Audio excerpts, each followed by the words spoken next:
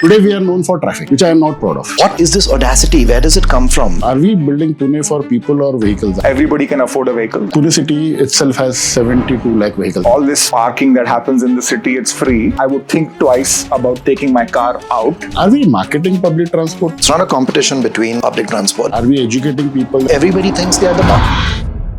Infrastructure is limited, space is limited. कोई problem नहीं है यार. Pune Police Commissioner Office. इसको सुंदर कर दो. Definition of सुंदर is लगा दो. And then you realize that okay, सुंदर तो बहुत हो गया है, but safety component did not match it. When I was speaking to Manoj Patel sir, he spoke about traffic engineering. Pune region, perhaps 70-80 lakh people. Everybody is a traffic engineer. The bus system goes into reaches where the metro cannot reach. I don't even want to get started with the buses here. In the newest roads have very little space for people to walk. Young pedestrians can't cross. Forget the senior citizens. Manoj Patel sir said that maximum accidents are happening with senior citizens. As a pedestrian, you have to ask your God to help you when you cross. I feel bad. I don't want to take public transport. People probably use private vehicles because they seem a lot more dignified. Traffic engineering should be in such a way that accident हो भी जाता है. Road impact minimize करें. Everything is band-aid. We do need to market it, but we need to have something marketable. Can we make Pune a better place? At one place we are talking about public transport. Other place we are craving about economy not doing good. Who decides who leaves and who stays? We need public transport. We'll have gangs of Asepur all over the country.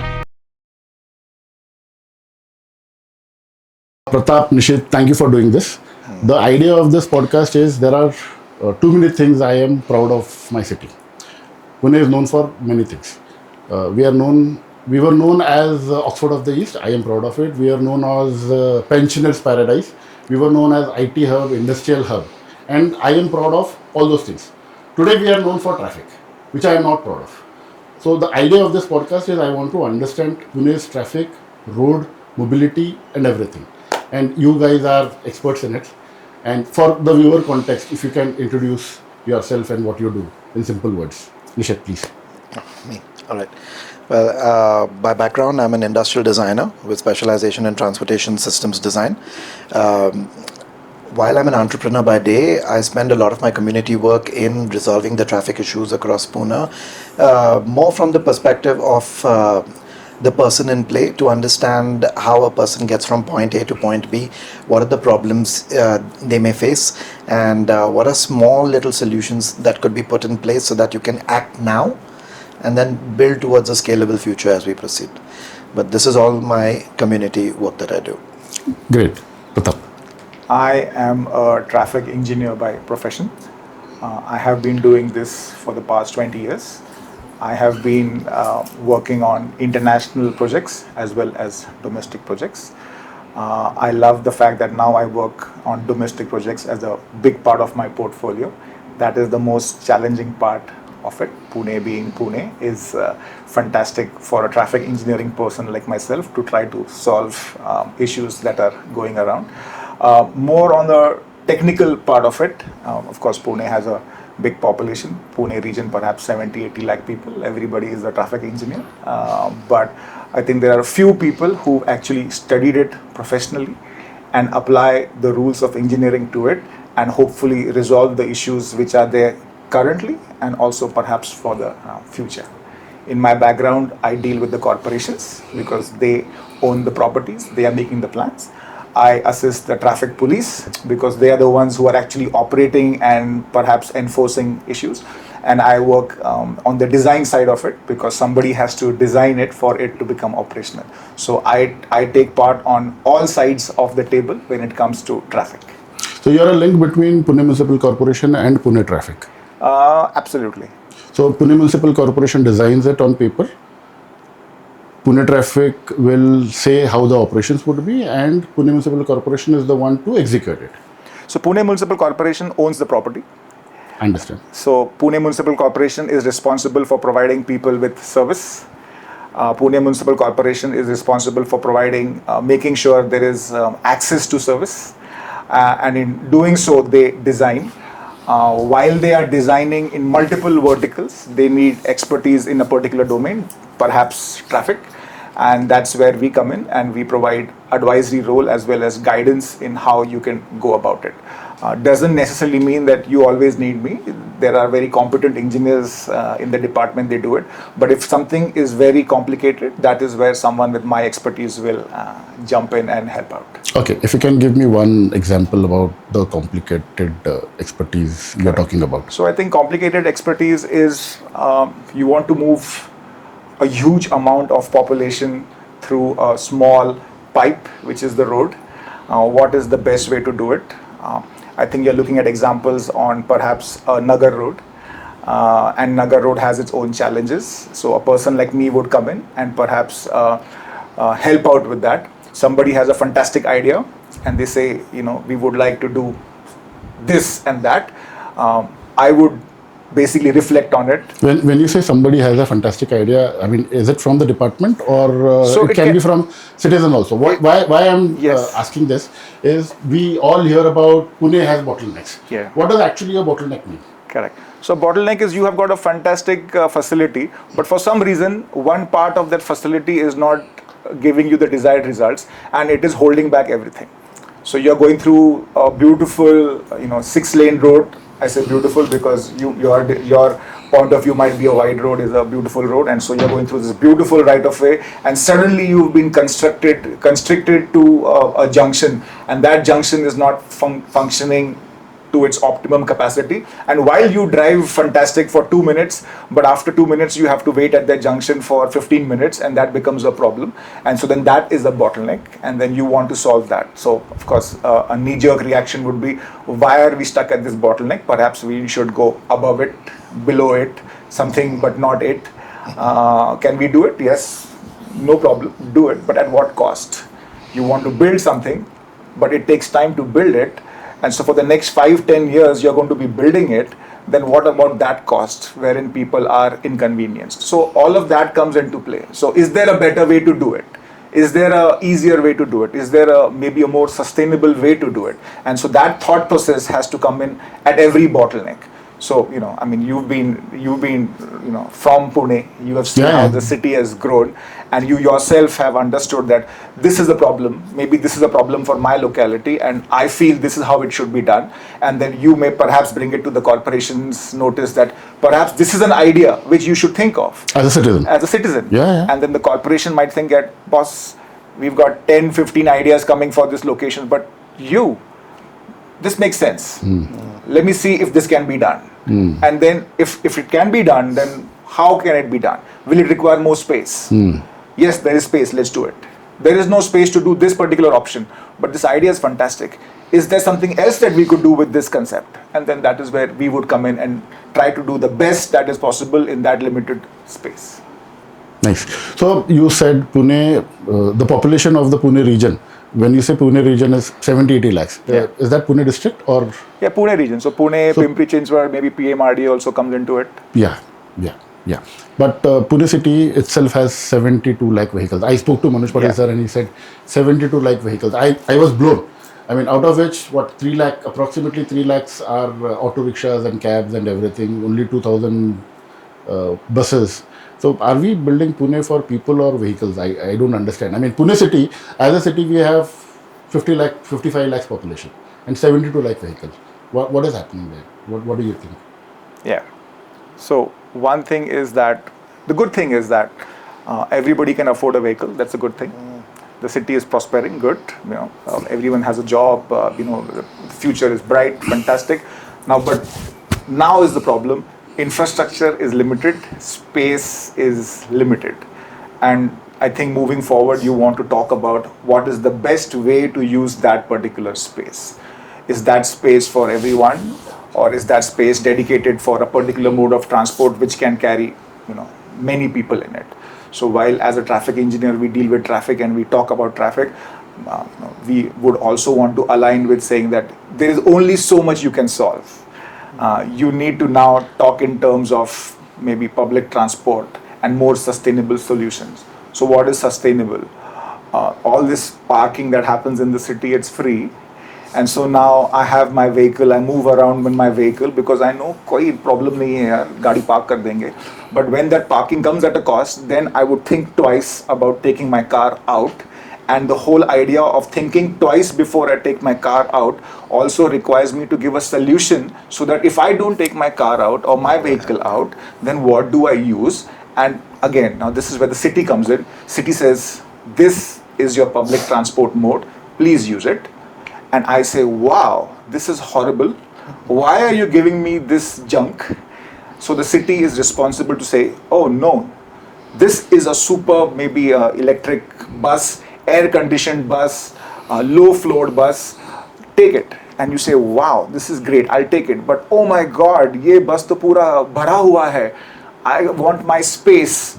तो शायद एक बस में हम नहीं बैठ पाएंगे तो maybe the city needs to give me 2-3 more buses so that we are all comfortable in our own space. So who's responsible for it, right? The city should be providing you this infrastructure.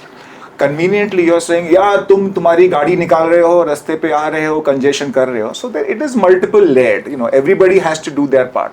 The city has to provide you that service. You have to be responsible enough to use that service, and then only it works. Yeah, Nice. What I do you have do? an addition to this as well. I mean, he's covered some fantastic points. In addition to this, I think today the speed at which we are growing as cities or as a nation in general, our ability to adapt dynamically needs to be the need of the hour. So even when it comes to like as he was talking about, now the city is prosperous. I love that statement of everybody can afford a vehicle. That's a great aspect, but it comes at the cost of having the congestion that you see today. And when it comes to public transport, your first mile and last mile, if it's not taken care of, you are going to have very little adoption rates in terms of the mass transit. And I don't even want to get started with the buses here. I believe at that people probably use private vehicles because they seem a lot more dignified than using public transport, where you feel like a second-class citizen stepping into your own public transit. I am with you. Say in Pune has a problem. I have a friend who's come from, say, Baner, and I know that he's come by cab. I will drive with him to drop him to Baner. I don't want him to take public transport. So, I mean, what you said, it is very dignified. I feel bad for my friend कि उसको public transport, auto, cab या metro से जाना पड़ेगा. So I go all the way from here to Baner to drop him. Wow. Okay. So that is the mentality about Pune people. Everyone should have a friend like you. I like it. Yeah. I mean, the thing is that Pune has grown much faster than its transportation could manage and its roads could manage. Yeah. And this morning I was having a conversation with another friend of mine, just understanding as to there is this. There's a bit of a fallacy that takes place when people move to Pune, because their thought process of Pune, what it was probably a decade and a half ago. Yeah. Like when I moved to Pune in 2021, I was thinking of Pune from 2010, 2011, and I was like, great weather, less crowded than Bombay, nice open culture. The openness is there. There's a good culture that's about over 100 years old, and then there's the new one that's arriving, and it both amalgamate really well. So I'm going to go there. 2021, when I came in, it took me 6 months to get over a shock when I realized that this is a different Pune. And if I was thinking the same way, there were many people thinking the same way. Everybody landed at the same time. Now it's everybody's problem. Yeah. And how are we going to resolve it? Everybody's disappointment, rather, I would say. It's everybody's disappointment, and which also made me question. Like I might digress a little bit for a minute, but it also made me think about if people were coming here to find those opportunities, what was happening for them back home. And if we could, decentralize and tweak those things back home, then can we make Pune a better place? But now, who decides who leaves and who stays? Because there's no right answer to that. So the question that you asked, is Pune designed for vehicles or is it designed for people? I think initially Pune was designed for people. it started off that way. Somewhere along the way, mobility became the main role and the challenge to go through. And eventually it does look like it's designed for vehicles, because you look at the state of our pavements, first mile, last mile is absolutely, unfortunately, a really bad situation. Even the newest roads have very little space for people to walk. A place, let's say for example, Koregaon Park, where a lot of people hobnob after 7 p.m. There's nowhere to walk. Like there are only certain lanes, even those are taken over. Yeah. Yeah. So the question that you're asking is quite the rabbit hole. Once we jump in, it's going to be. I don't mind going deep if I can find a solution around it. You said that Pune, I mean, we are a prosperous city to afford so many vehicles. When I was speaking to Manoj Patel sir, I told him that at one place we are talking about public transport. We should invest, we should use sustainability, and other place, if the automobile sales go down, we are craving about economy not doing good. So, I mean, how are we connecting prosperity and owning a vehicle and then public transport? So that is a different myth, I guess. No, absolutely. I mean, I think that's it comes up all the time that सभी लोग अगर बस में चले गए तो फिर गाड़ियाँ कौन चलाएगा, and if the cars are not there, then this whole industry which runs automobile industry, which Pune also is a big hub, what about the jobs and livelihoods which will get impacted. So everything has to be done in a balance. We are not saying the vehicles go away, but there is a cost to it. There is an environmental cost to it, there is a health cost to it. So somebody has to take ownership of that cost also. So if my vehicle, the government does everything. The government says, okay, let's not give you, let's ban all the polluting vehicles. That's the first step. So we are not banning vehicles, we are banning the polluting vehicles. And so then let's ban the polluting vehicles. Let's bring in cleaner vehicles. So then the electric vehicles arrive. And so that process is always going on. So the vehicles are still there to stay. No one's questioning that. We are in a democracy. We don't get to change that. But when you take an aerial view of it, you say, this is not sustainable though. There is only so much I can do. And so then perhaps there needs to be some part of the city wherein you say, okay, this will be a public transport intensive zone. Yeah. You can still bring your car, but it's going to cost you. And so you can still own your vehicle, no one's stopping you. But if you want to come to this zone of the city, then perhaps you are better off using public transport. I'll still give you your parking, I'll still give you your road, but it will not be cheap, it will be expensive. Right now, it's not expensive, it's pretty much free. And so that's what the city has to understand. And perhaps that's the discussion that needs to be done, that you're not banning anybody, but if you need to be sustainable, and when I say sustainable, there is a 2-lane road, my traffic needs to fit on a 2-lane road for the next 20 years, then how do I control it? Because I am putting in more vehicles, but I should be allowing only a X number of vehicles on that road. And how do I control those X number of vehicles? I can't ban them, but what I can say is that maybe I will charge you something for it. Maybe I will charge you some parking fees for it. And maybe when there is ample space on the road, the parking fees are less. In the peak hour, a lot of vehicles on the road, maybe the parking fees are more, and so I want to discourage you from coming on this particular street. Different ways to, maybe resolve those issues. So there is no one solution to it. What about, the stores? In Kapura, raw material needs to come. If you're going to ban these vehicles, how will the raw material come? 1000%. So then, different times of the day, things need to come in. Yeah. And everybody, the industry then needs to align accordingly, that heavy vehicles will only be allowed during certain times of the day. Plan accordingly. Yeah. So everybody has to, at some point come in and adjust. You don't get to say that, no, I want this and I want this and I want this. No, you have to adjust. There are multiple angles to it, multiple agencies and multiple impacts also, right? So it's not just congestion, it's also road rage. It's also me getting out of the car and just fighting with people on the road and then saying, where is the civic sense? Right? So these are all these things that all need to come together, including littering on the road and the pan tambakus all over scattered and the spitting and all. These are all a part of creating an environment which you want to be living in. Yeah. So if you have decided that this needs to be clean, then where is the enforcement for it? Why am I standing on every corner and looking at every pillar and it's all orange in color? So what are you doing about it? Are you surprised this is happening? No, this is happening. But then what are you doing about it? So where is that coming in? So not just traffic, but other aspects of your livability also play a big part into it. Yeah.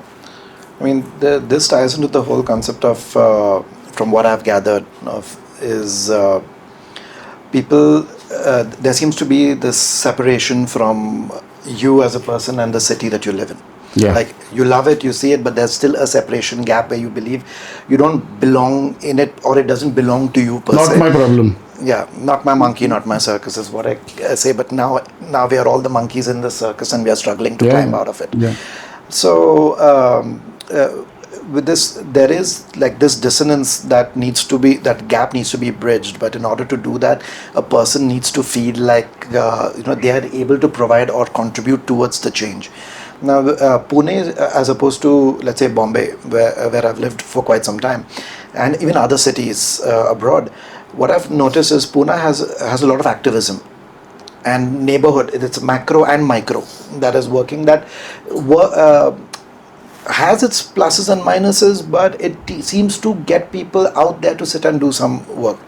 Where I reside in Kalyani Nagar, for example, you have you have a couple of communities. You have TSK and the Team Swachh Kalyani Nagar as well, working through and through. They are doing the jobs that ideally should be done by the municipal corporation, but they understand that the municipal corporation has only so much bandwidth and they are not able to do more. So some of the roads have been adopted by the communities to sit and clean them, or even take photographs. Like they take photographs to say, hey, these areas, there are no parking signs are missing, or the pavement is bad, can you fix it? So they create the reports and the dockets and do it, and that has brought about a sense of belonging in that part of the city. Maybe with about 30% of the people or 20% of the people, could be lesser for all I know, but there is some change happening.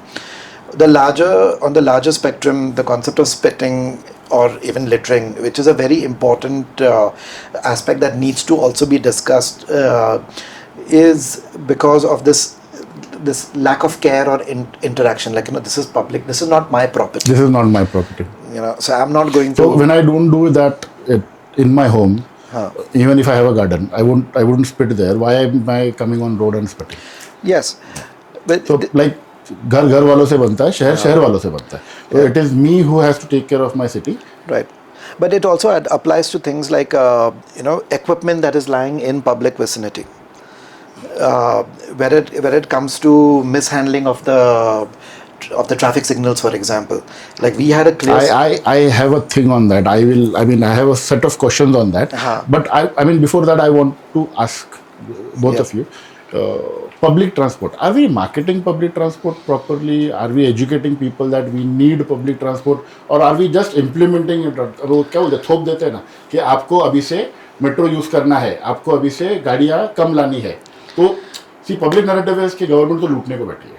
मेरा अगर parking का ticket 20 रुपए से 30 रुपए हो जाएगा तो it pens me, it pinches me. Why the government is doing it? Government is not saying. मुझे पता नहीं है कि गवर्नमेंट क्यों कर रहा है. It is for my betterment. Public transport को भी मतलब there should be some education in public कि आपको पब्लिक ट्रांसपोर्ट यूज करना है, इस वजह से यूज करना है. Correct. So are we doing that? So I think there is a lot of room for communication. I will give you one good example. Yeah. My son, he is 13-year-old. He wants to be an urban planner. Yeah. So he is playing the game. What is it called? Your game? What game are you playing? The City Skyline. City Skyline. Okay. So he's building wider roads. The congestion is not going. He came to me. And he's saying the wider I make road, the congestion is not going. He was there with me for Manoj Patel sir's podcast. I asked him कि क्या सुना आपने? Manoj Patel sir के podcast में क्या समझा? Correct. So he said metro. I said public transport. So it is. In the game you can demolish a building, make the road wider. In real world you will not be able to do that. Correct. So public transport is what you need to focus on. Correct. Wow, I think everybody needs to play this game then to understand. Yeah, see, he has always been in Pune. He's seen commute. Yeah. Is on road in my private vehicles. Right. As a kid, what he's majorly seen. Yeah. So for him, the mode of transport is private vehicles on road. Yeah. are we marketing public transport properly, or do we need to market public transport properly? I mean, we do need to market it, but we need to have something marketable as well. Like the metro is marketable. Yeah. So just, I mean, other than giving that statement, we need to get public transport. What is the meaning of we need to use public transport, and which all are the mode of public transport? Okay. You want to answer this or should I? So, Both. I need from both of your perspectives. Okay. So, if I want to use public transport, first of all, it should suit me. Definition of suit me is one, it should be punctual, it should be dependable, it should be clean, and it should give me the space that I basically want. Right? If I'm going to my office, or if I'm going to school, I can't afford to be late.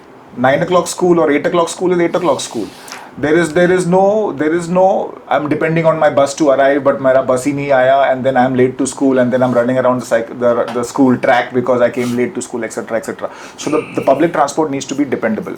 I need to be informed that there is public transport, right? So when new routes are running around in the city, there needs to be a campaign about there is a new route running. You have no clue what buses run in your vicinity. I have no clue what buses run in my vicinity, right? But like if you go to Bombay, they talk in terms of bus numbers. Bus number 83 and bus number 92 and all, and everybody knows where that goes. That culture perhaps is not there in Pune. We talk about, I want to go to Manapa or I want to go to Shivaji Nagar. We don't talk in terms. So that is basically, when you were small in school, you were using bus. You came to colleges, you were still using public transport, and then now you are working and you're still using public transport, and so you're familiar with it.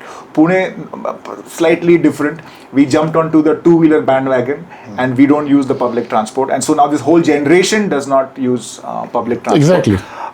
But now the generation is again coming back. The metro is it looks like something which this generation wants to use. If you look at the metro numbers, 60% or 50% of the people are in the age group of 18 to 25, the younger population which wants to use it. So that is something great. And now that you understand that, okay, this generation wants to use the metro, then what is the best way to bring people through to the metro? And maybe buses are still the way to go, but the buses may not be, dependable. Then you need to have a dependable service, which I would definitely want to use.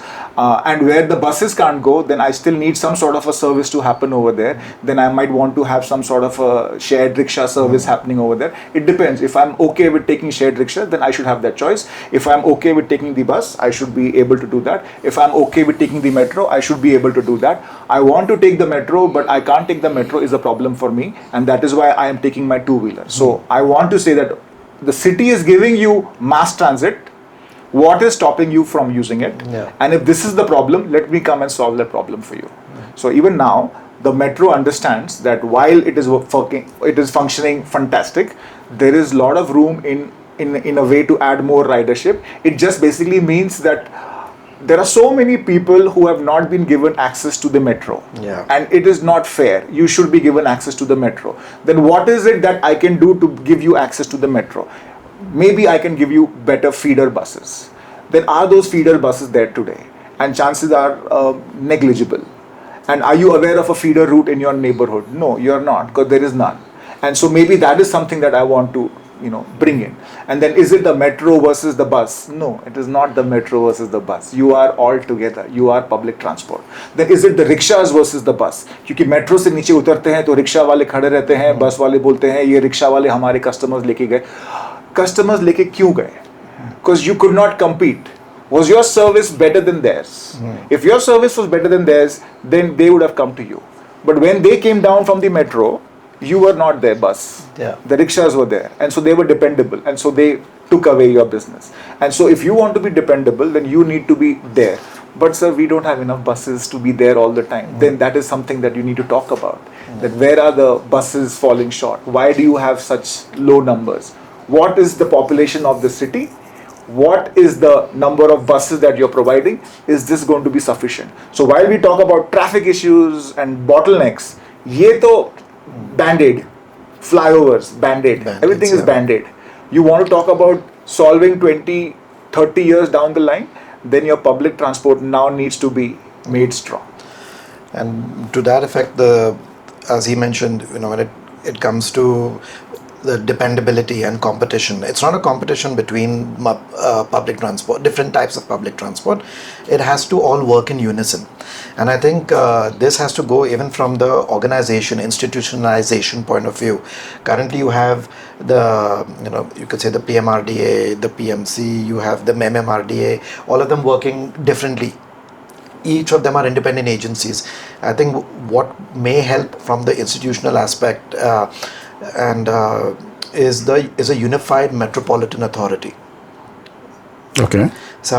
Which basically looks at everything right from the shared rickshaws and right from first mile, last mile, right from pedestrian pathways up to the trains. All of them report to this, and this can be citywide. So you have intercity as well, but citywide you need one unified transit authority is what I think.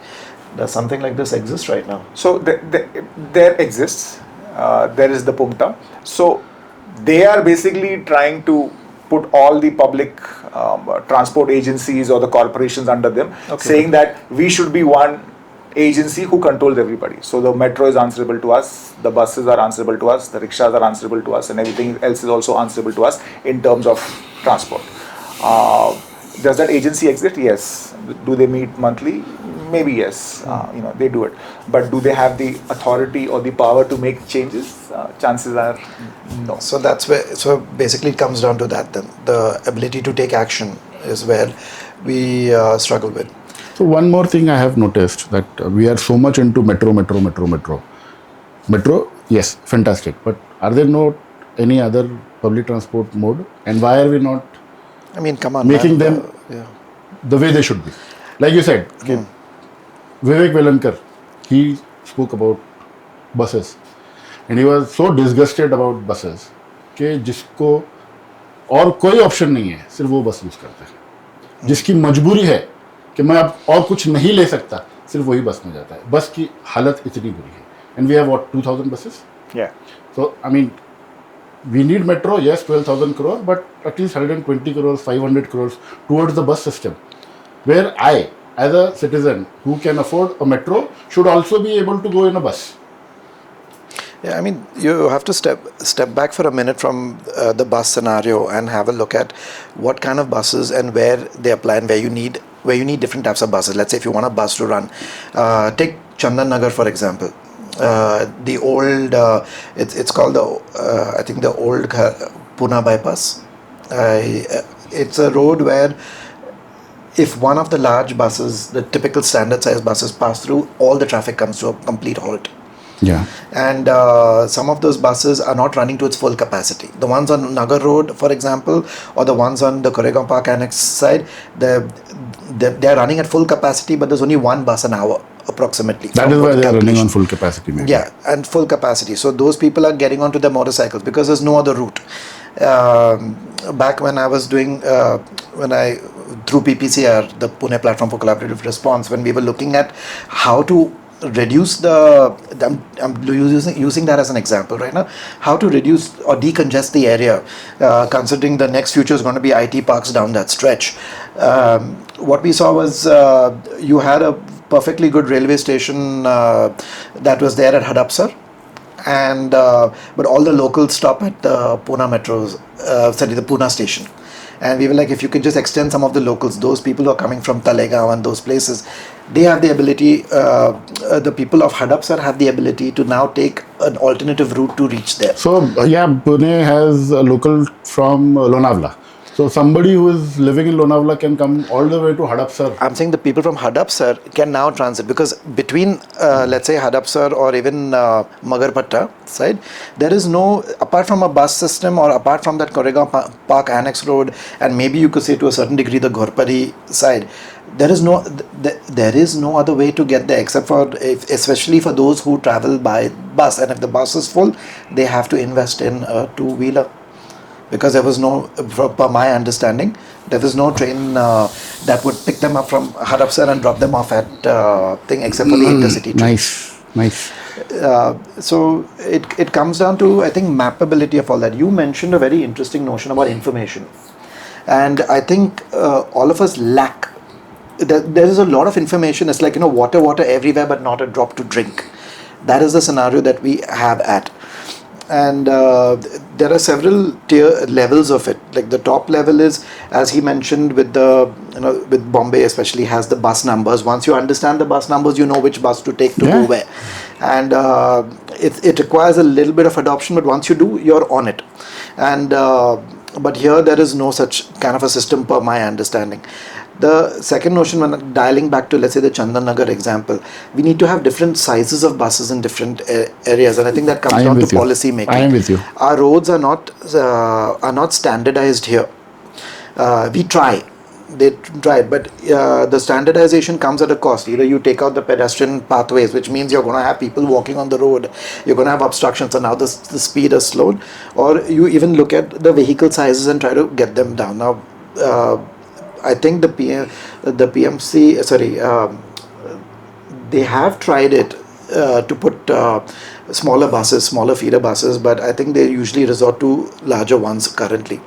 When we need 10,000 buses, for example, what are the different sizes? Where are they going to do? Can they be minivans where required? Correct. If you look at Southeast Asia, I've lived for quite some time there as well. What I noticed is some of the inner lanes, or the longer soys, or the lanes as they call it, they have the minivans that'll come and pick up people and proceed forward. They're like little 15-seaters, 18-seaters types. Societies themselves provide for tuk-tuks or autos with 6-seater capacity. Drop it till the end of the lane and come back. So even consider a city like Bangkok that has massive traffic issues, but better traffic sense. They have enough public transport as well to take people through, and right from buses to even the bike taxis, for example, everything is connected one way or another.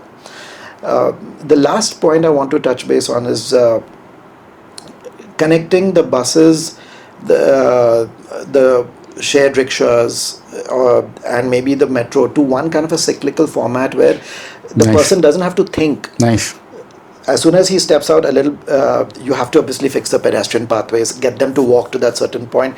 But the person doesn't have to think when he gets picked up in an auto, dropped off at, let's say, the train station, has to walk up, scan in, take the train that comes in and lands down. Currently, that I believe, one is the system itself needs to work towards that, and the second thing is the information needs to be there. The infrastructure and information. Yeah, because we are fighting a very challenging mindset. The mindset that we are challenging, and I keep I'm like a broken radio when I keep talking about this. The mindset is that if I don't get there first, I am going to be at loss. Early bird gets the worm. It's something that we've all grown up with. अगर तुम नहीं जाओगे तो तुम्हें दूध नहीं मिलेगा, बाकी सबको मिल जाएगा. You will be hungry. And imagine the entire. It boils down to even traffic. The person shoot, if I let that person pass, I will miss out somewhere. What will I miss out? I have no clue, but I will miss out. So I will go. So we all. You said early birds. The early bird gets the worm, right? And it is always the second mouse who gets the cheese. I don't understand what are we trying to do in Pune. I mean, good educated people are breaking traffic rules, and we're taking pride in it. Why do you think that is happening? So, twofold, of course. One is, enforcement needs to be there, but enforcement can't be everywhere, was the thought process before. Now, actually, enforcement can be everywhere. Electronic enforcement is there. Electronic enforcement can do wonders. But then, does the city want to do it, or can the city afford to do it? It's a priority.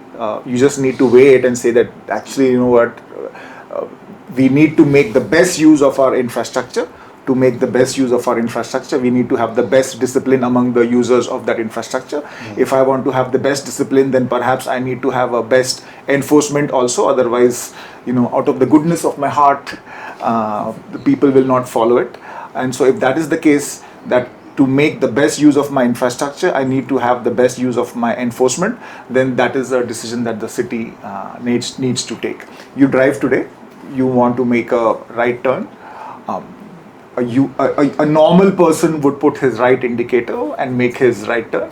but you've been driving in Pune, so you do not show your right indicator, because if you show your right indicator, the gentleman or the lady behind you knows that you're going to turn right, and which means that she has to then allow you to make that maneuver, but she or he is in a big hurry. So the moment you say, oh, you're turning right, hold on, wait for me, let me just cross you. I will pass you first, then you can Let turn the right. other person, they will give you, the space to do it. And so that's why if you're smart, you say, you know what, let me surprise you. Let me just make that maneuver without telling you I'm going to make that maneuver. Chances of me then making that maneuver are much higher. And so it's a wrong mentality. It's a stupid mentality. It's a very unsafe mentality. But you need to have some sort of a system which is seeing this and enforcing it and saying that, oh, you made a lane change at a critical part of the intersection. I have seen you, that you made this dangerous maneuver, and so now I am going to enforce you and perhaps penalize you, or at least inform you. So if you go to Mumbai, if you go to Marine Drive, you're driving and you do a lane change at the last minute, you get pulled up for it. Do you get pulled up for it in Pune? Not yet. Perhaps you want to get pulled up in Pune, and then maybe your discipline will become slightly better. How can I be pulled out for a lane change where I am completely coming from wrong lane? So again, I don't need to give you a location-wise example. It is happening all over Pune.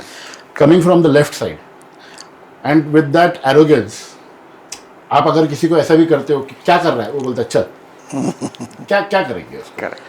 So you want to have this enforcement which is sitting quietly somewhere, observing you, and it says, oh, you jokers think this is okay. It's not okay. All these years, nobody caught you. But now I see you, and I'm going to fine you. And in fact, I know who you are also, and I know where you stay also, because now electronic data is all there. So I will also send you a challan to your place, and then you may reach home. And you may see that, oh wow, I've got this challan for going in the wrong direction. And then what I do is I make a joke of it, and of course I tell my friends, अरे तेरे को मालूम है क्या, मैं उस दिन वहाँ से जा रहा था और मेरे को challan आ गया यार, wrong direction चला रहा था. Word of mouth spreads, and everybody knows, अच्छा इस portion पे ना wrong direction ये लोग पकड़ रहे हैं. And then suddenly you realize actually it's not just इस portion, it's a blanket coverage. The whole city has got you covered.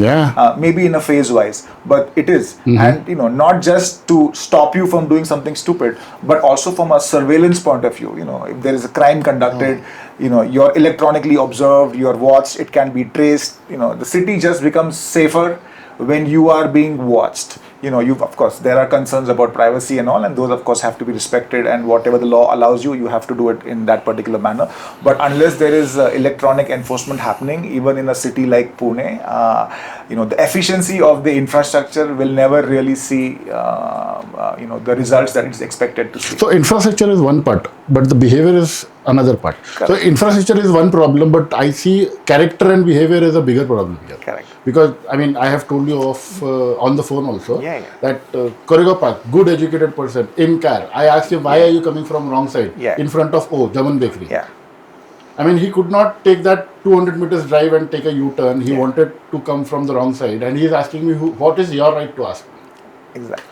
So we need that behavioral change also. Absolutely. So now you have this, the Pune police has this PTP app wherein you could take pictures of people doing wrong things. So I have a friend, who loved this app because it allowed him to, just make sure that people who are doing wrong things get penalized for it. And so, he went around in his society taking pictures of all these wrong number plates or these fancy number plates. Oh, boy. Right? My friend, he is in 8th grade. He's 13 years old, but suddenly had this tool which basically allowed him to stop these people from doing stupid things. This is the next generation, right? And so he took these pictures. The gentleman got the challans, etc. But the gentleman was like, how did this photo come out? Where was this photo taken? This photo was taken in my society. And then, of course, who then reaching out into the CCTV network of the society, figuring out who is this person on this timestamp, then seeing this kid walking around taking pictures, and then, of course, going and complaining to the parents saying that, hey, your son is loitering around here taking pictures of my car. So the problem is, boss, how did you have the audacity to go and approach the parent? were you not at fault with your wrong number plate? What gave you the, the privilege that you could walk up and say that, who are you to take this picture? So it kind of course, then the parents are like, we want to be good neighbors, we don't want to fight with you, and definitely don't want you to, talk to my children for sure, but fair enough. I will now tell my kid, don't do it. But the problem is, the kid thought this was wrong, and he documented it. The next generation. Yeah. Now what are you telling the next generation? That don't do it. Why? You should be doing it. My daughter, she drives with me in the car. She sees these people on the footpath driving in the wrong direction. It's peak, the roads are congested, no doubt about it. There's frustration about you being in the traffic jam. But you see all these two-wheelers, sometimes even four-wheelers doing these maneuvers, and it makes her question me that, Baba, how is this possible? And why are you not doing something about it? And so why am I not doing something about it? The city needs to be doing something about it. When you're seeing it, it started off, like you said, outside pockets perhaps, isolated incidents. But now every peak hour you are seeing this happen. Your infrastructure, so-called footpaths which were created for pedestrians, are now overrun by these vehicles. Why is the city not taking action? How can the citizens take action? And we have that audacity or the courage or the strength or that confidence. We know Koregaon Park, Northman Road, evening hours, this side is the traffic. I will come from this side, knowing that junction ke uppar there is a policeman. Correct. And still I come from this side. Correct. So I think it comes. So that is one thing. Second thing, you said ki this happened and the society thing happened and that person reached out to the parent. Yeah. Is there any provision in that PTP app or police thing to protect such people from not getting into a situation like this? Correct. So I So think a 13-year-old you cannot stop. So I think the app itself, it protected. It did not reveal the identity. But it No. I understand. But I mean, the people went around CCTV and then approached. अगर ऐसा कुछ होता है तो there is the provision in Pune Police Department. Yeah, absolutely. I mean, उसमें क्या कर सकते हैं? at this point, See, if somebody comes to me with my son saying, I will say कि boss, he's right. Yeah. What he is doing is right. Correct. Everybody does not have that attitude Yes. or approach. Yeah. I mean, we, like you said, कि they thought कि we being a good neighbor, Yeah. it's okay. I will. correct. Yeah, see, I can answer a little bit to this. With the PTP app, when we started promoting to push for more people to use the PTP app, these were some of the issues that did come across our mind. At that point, quite frankly, the questions that I would ask, like in his scenario, as well as it's happened to a friend of mine who went around the lanes of Koregaon Park and literally, like, she lives there, so she took photographs of some of the cars that are parked on the pavements. She did a first challan, for some reason it got struck off. She did a second one and it perhaps maybe got through, because the next time around as she walked and she saw the cars parked, when she took a photograph, the next thing she knew was the same car is following her around wherever she's walking. Now that is A safety concern. That's a huge safety concern. Yeah. So where does that audacity come from? Like, rather than focus, it comes from a lack of enforcement or protection in entirety. Dr. Sudhir Mehta keeps saying, we need the Dhak. Dhak, I remember. We Police need the ki Dhak. We need that, because in Bombay, you wouldn't think twice about doing something like this. Never. You try acting smart with the police. You'll go back home with probably no legs at that point, or you won't go back home. That's a whole other story. At least for 2 days. At least, but you want to have that.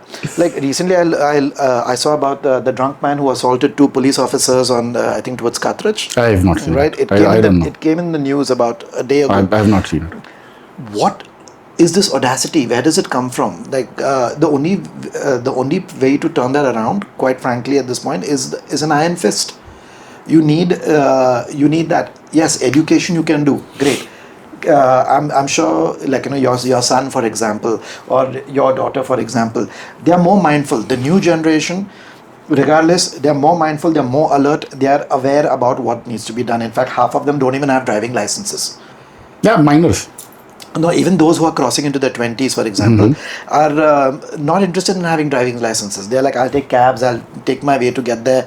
We'll use, or mostly will sit at home and order everything. And, so they have that kind of a situation right now. But until that Dhak is there, you're going to have people who are going to come What is missing in the Dhak of police? I remember Sudhir sir saying this Dhak, police ki Dhak.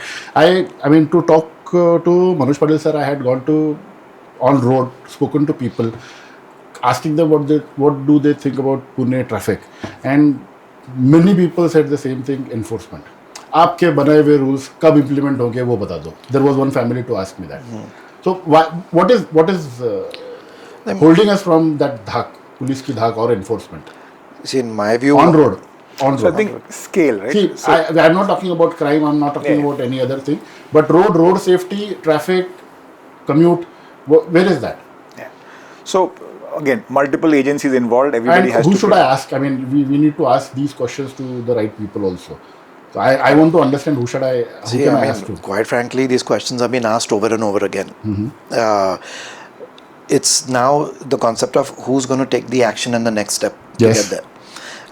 We did try doing things like an education program, an internship program, getting people to understand how the traffic works. We all had at one point the road safety patrol, RSPs, scouts, etc. that we did in school. I don't know if you did it, but in Bombay, for example, we did the road safety patrol. I was one of the RSP folks who basically would, if we saw a situation happening on the road, traffic, etc., we were authorized to step in Nice. and guide the traffic and let them through. These programs are like non-existent today. They are almost What was the program? road safety patrol, RSP. I will approach schools. I mean, why are we not doing this? So schools are one part of it. What about the current population who exists right now, who are going to exist for the next 30 years? Yeah. That population is at its mass. Schools, we can keep going and teaching. Those kids will come out okay. So we'll have to wait for the next 30 years to then see some sort of a change. Okay. But we don't expect that change to happen at a full 100%. It might happen at 10% because a lot of people get exhausted by then. You were asking, why do good people break rules? Because when you Good are educated people. Educated, because when you follow rules, you follow it to a certain point, you get smacked for it. The number of times I have people getting out of their cars and coming and yelling at me saying, why are you standing at the light? You're blocking traffic. And I'm like, it's red. Yeah, so everybody is going, you go. I'm like, no. So I become the problem Yeah. for following rules. And if they can maneuver just and they'll swear at you and go, "Chutiya Yeah. hai kya?" and they'll drive. Yeah, like yesterday I had a situation with a tempo guy telling me, I'm telling him the signal's off. No, right turn is free. You can go. I said, you're the traffic police. He's like, I do this every day. Acha, so now it's become the norm. So when it comes down to it, we need that enforcement. Unfortunately, even as a country, if you don't have that enforcement, we are going to have people who everybody thinks they are the bap. हम अपना खुद का करेंगे. We'll have gangs of Wasipur all over the country. It'll become pure anarchy at that point. Oh, gangs of Punekar. I mean, we already do have it to a certain degree. Yeah. You know, so it comes out. I think a lot of this is a psychological battle. Yes, I mean, I was telling you that moral disengagement theory. Yeah. जब इतना कुछ गलत होता है तो मेरा सिर्फ left का सिग्नल तोड़ना गलत नहीं लगता, मेरा 100 मीटर्स उल्टा आना गलत नहीं लगता मुझे. That is the problem. So, I mean, from the citizen behavior, do you think, is there anything the police department or the traffic department can do to change this behavior? Correct. See, enforcement is one thing, challan is one thing. क्या होता है चलानिंग के अंदर जो है ना, rickshaw driver told me on FC road when I was talking to the people, पोलिसाचं काही लक्ष नाही आहे, ते फक्त चलन मागे लागले. तो पुलिस का कोई ध्यान नहीं है, वो लोग सिर्फ फाइन करने में, चलन करने में लगे हुए हैं. वो उसका बोलना ये है, because we are, I mean, I think we are looking at enforcement from the penalizing or fine or challenge point of view. I mean, is there anything that we can look at from the behavior point of view? You mean you want the authorities I to... don't know, I'm asking. See, a lot of it, quite frankly, and I've gotten flack for saying this before as well, a lot of it requires your own self-realization on where you need to step in. We don't have to wait for catastrophes to happen for us to sit and come together. Like as a nation, whenever we've had catastrophes, be it a terrorist attack, be it some sort of a natural calamity, at that point we wake up and we are all working as a beautiful system together. People are helping each other out. Why can't we do this on a daily basis? So rather than pointing at the citizens, I think we need to start sitting, like charity begins at home. We need to start looking into why do we feel like we don't want to help the other person. Like for example, take the kid in your society. Okay, I think he's going to think 100 times now to take a photograph of another car. I mean, if you ask me, that kid should have been celebrated by the society Yeah, no, for doing the right thing. I think more than that, how did that other individual get access to the CCTV cameras without any form of verification or even approval to then go after another person? Because by those standards, then, if suppose, let's say, somebody on the street takes a photograph, are you going to start looking at the CCTV cameras of, the nearby establishments? नहीं तू मेरा दोस्त है, तू मेरे को बता, I want to understand किसने मेरा गाड़ी का ले लिया. And then you start threatening the person. Then what's the point? And we are going to come back to the same cesspool that we are in today. So one is enforcement. If you have fear of the law, you are going to follow it through. If you don't have fear of the law, you're going to have the issues that you face. So ideally, we should be doing it for the respect of the law, but at least we can start with the fear of the law. See, yes, okay, let's say for goody two shoes, respect of the law. But that means that now all law enforcement authorities, etc., they need to have a balanced view as well. There can't be favoritism ki ye side karo, ye side mat karo. You need to be impartial. How far are we from this impartiality is another question one has to ask themselves, and this boils down to all of us. One last thing that I'd like to drop into this particular point is we look at privatized solutions for everything. Okay, we don't look at the government for solutions. Societies have closed off they put their own traffic signs and all that thing, 20, etc. If you cannot trust the water that's coming to you from the PMC, you add your ROs and you add your filtration systems. We are going for more privatized solutions and cocooning ourselves. The only thing we can't cocoon ourselves on is traffic, because you're out there, you need to travel, and even if we have drone systems tomorrow, you'll still have traffic one way or another.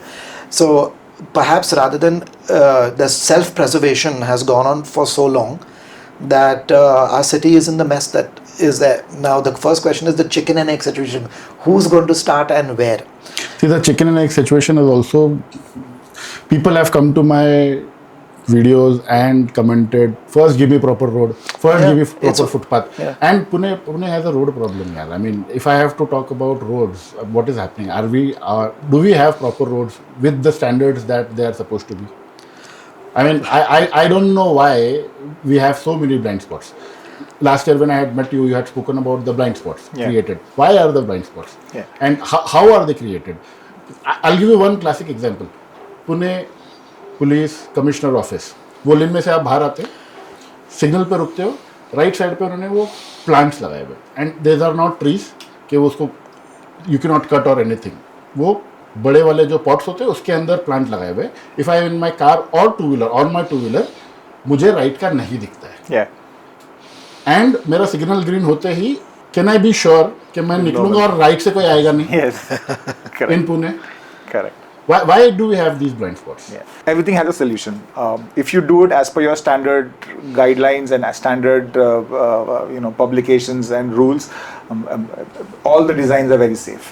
So when you talk about this intersection design, there is a criteria wherein X meters from the intersection you need to have visibility. And when you say visibility, you cannot have any sort of a barricade while watching it.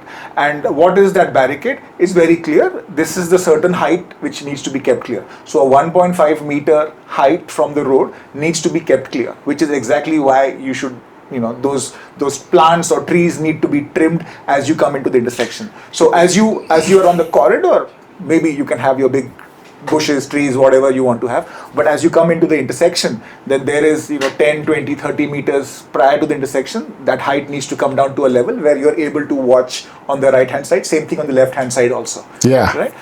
So if you follow those guidelines, you're good to go. But let's say this intersection that you're talking about, someone has said that commissioner office, so someone has said isko sundar kar do. Definition of sundar is laga do, and then you realize that okay, sundar to bahut ho gaya hai, but safety component did not match it. So the moment you interfered with the intersection design, you should have gone for a technical review of it. You went perhaps for a creative review, which is fine, it worked out great for you, but now that you have complained, someone needs to then take a look at it and say that, oh yeah, correct, we got a complaint about this, sir, इसको थोड़ा सा पीछे करते हैं, छोटा करते हैं, कुछ तो करते हैं, etc.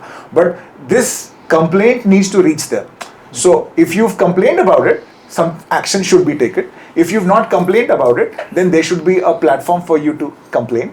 And that platform should be, such that you say कि एक बार मैंने complain कर दिया तो इसका तो response हो ही जाएगा, and not कि मैंने complain कर दिया, ये किसी ने जवाब भी नहीं दिया, etc. So that's where that PMC care comes. Some people may have a good experience with it. Some people may have an experience which says that this is bakwas. This application does not work. Maybe I need to email somebody. Maybe I need to go and meet somebody. You don't have the time for that. Who has time for that? You went to the commissioner's office, police commissioner's office once in a while. You are not going to go back and say, you're going to say, मेरे को problem हो गया था तब, छोड़ ना जाने देना, अभी मैं क्या करूँ? But the fact that there is somebody over there who's going through this every day, perhaps somebody who works in the commissioner's office, who is going to come from there every day. There is property registration office behind it. There is Helena's. Correct. There's a girls' hostel. There's a marriage bureau certification something. There are 2-3 government offices there. So there are people who would be going there, and that road comes from that SBI ka treasure wala road. Correct. So a lot of people are seeing it, but unless one of you complains about it, the city doesn't come to know, and the city can't make the change. Now, of course, you would argue that the city should come in and they should only check this, and why are we doing all this? No, I get it. The resources agar kam hai, whatever kam hai, everybody needs to basically be involved. And so as a citizen, it is now your responsibility that you better go and document it. And once that document reaches the agency, there is a responsibility on the agency to further act upon it. And if they don't act upon it, then there is a responsibility on the agency to basically penalize somebody. So some officer, staff, employee, somebody should be questioned. Why was this done? And if it was done, no problem, you made a mistake, please go and correct it. But if you've not corrected it in spite of being told that it was wrong, then that is a problem. Again, definition of wrong is also questionable. You go and correct it. Who decides correction is correct or wrong? So then, who decides the correction is correct or not? Yeah. So then, because I am expert, ये पीछे ले लो, पर पीछे कितना लेना है? So somebody needs to tell you that the guidelines will require you to take it 25 meters behind and not just 10 meters behind because you thought it was okay. 25 is 25. You don't get to choose 10 ki 15. 25 karo to karna hi padega. So when you complain, the whole chain of action should be ki, okay, from a technical design point of view, what is missing over here? And while you complained about that, there were 5 other things also which got pulled up and audited because now that the city has got involved in this particular junction, and those also need to be corrected. One of them always will be, ये roadway marking कहाँ है? ये zebra crossing किधर है? ये stop bar that is a different. I want to open that. So it started off. Camera firms. I want to open that can of worms. It started off with, sir, ये visibility नहीं है. Visibility नहीं है, correct, ये correct कर रहे हो ना, प्लीज डोंट कम एंड से सर विजिबिलिटी का कंप्लेन आया था, मैंने वो सॉल्व कर दिया है. आप जब वहां पहुंच गए थे, आपको दिख रहा था कि और 5 चीजें भी गलत हैं, तो please incorporate that into your correction वाला checklist also. So that is where now the city works as if the ownership, right? This is my city. Yeah, my city is not just about what you tell me is wrong. My city says now that I'm here, I also want to look at these 5 other things and correct that before someone complains about it. Why wait for a complaining mechanism to kick in when I can see this is wrong? I should correct it. Yeah, but that is their responsibility to do it. Yeah. I mean, to start with, that is their job to do it. It is, but at the same time, like when I was imagining the scenario that you just said, the 5 other things, do they, I will add one more thing. On the same junction, आप अगर signal की तरफ देखते हो, तो signal के सामने एक पोल है, जिसके ऊपर कैमरा लगा हुआ है. मुझे सिग्नल का क्लैरिटी नहीं आता है. Fair enough. Very good point. So what is happening there? Yeah, that's where I think as he mentioned right now, the 5 other things that need to be fixed. In my question is that now is it an intra-agency challenge because this belongs to some other agency that needs to fix the 5 things that we need to fix? Is everybody going to align at the same time to do so to fix it? The pole in front of a traffic light is something I don't understand. We have a similar situation in Kalyani Nagar as well. It is everywhere. It is on Null Stop. It is Baner. It is everywhere. I am not taking one of examples. So whatever problems I am mentioning here is not a one-off. everywhere it is there. I mean, every location you will find, you notice and you would comment कि हाँ मैंने भी देखा है, हाँ मेरे भी area में है, ये है वो है. People will do that. So I think that's where I mentioned, right, we need a unified approach to this. So like you said, so visibility is one department in Pune Municipal Corporation. Traffic pole will be some other department in Pune Municipal Corporation. 80% of Pune's zebra crossing are ending on dividers. Yeah. That is another department in Pune Municipal Corporation. Why is that so? I mean, zebra crossing, वो divider पे आके क्यों end कर रहे हैं? मतलब, So I think, what is the reason behind it? I want to understand. So initially when the junction was designed, Initially, when you say back in the day, 1980, Wow. 1990, 2000, Wow. when the junction was designed, the divider was not there because traffic नहीं था, तो it was a regular road. तो फिर वो zebra crossing वहाँ पे आ गया. Just think of this scenario. Then as the traffic increased, perhaps that divider came because you had to segregate the direction of traffic, and so then you put that divider in, which is fine. तो वो divider आ गया.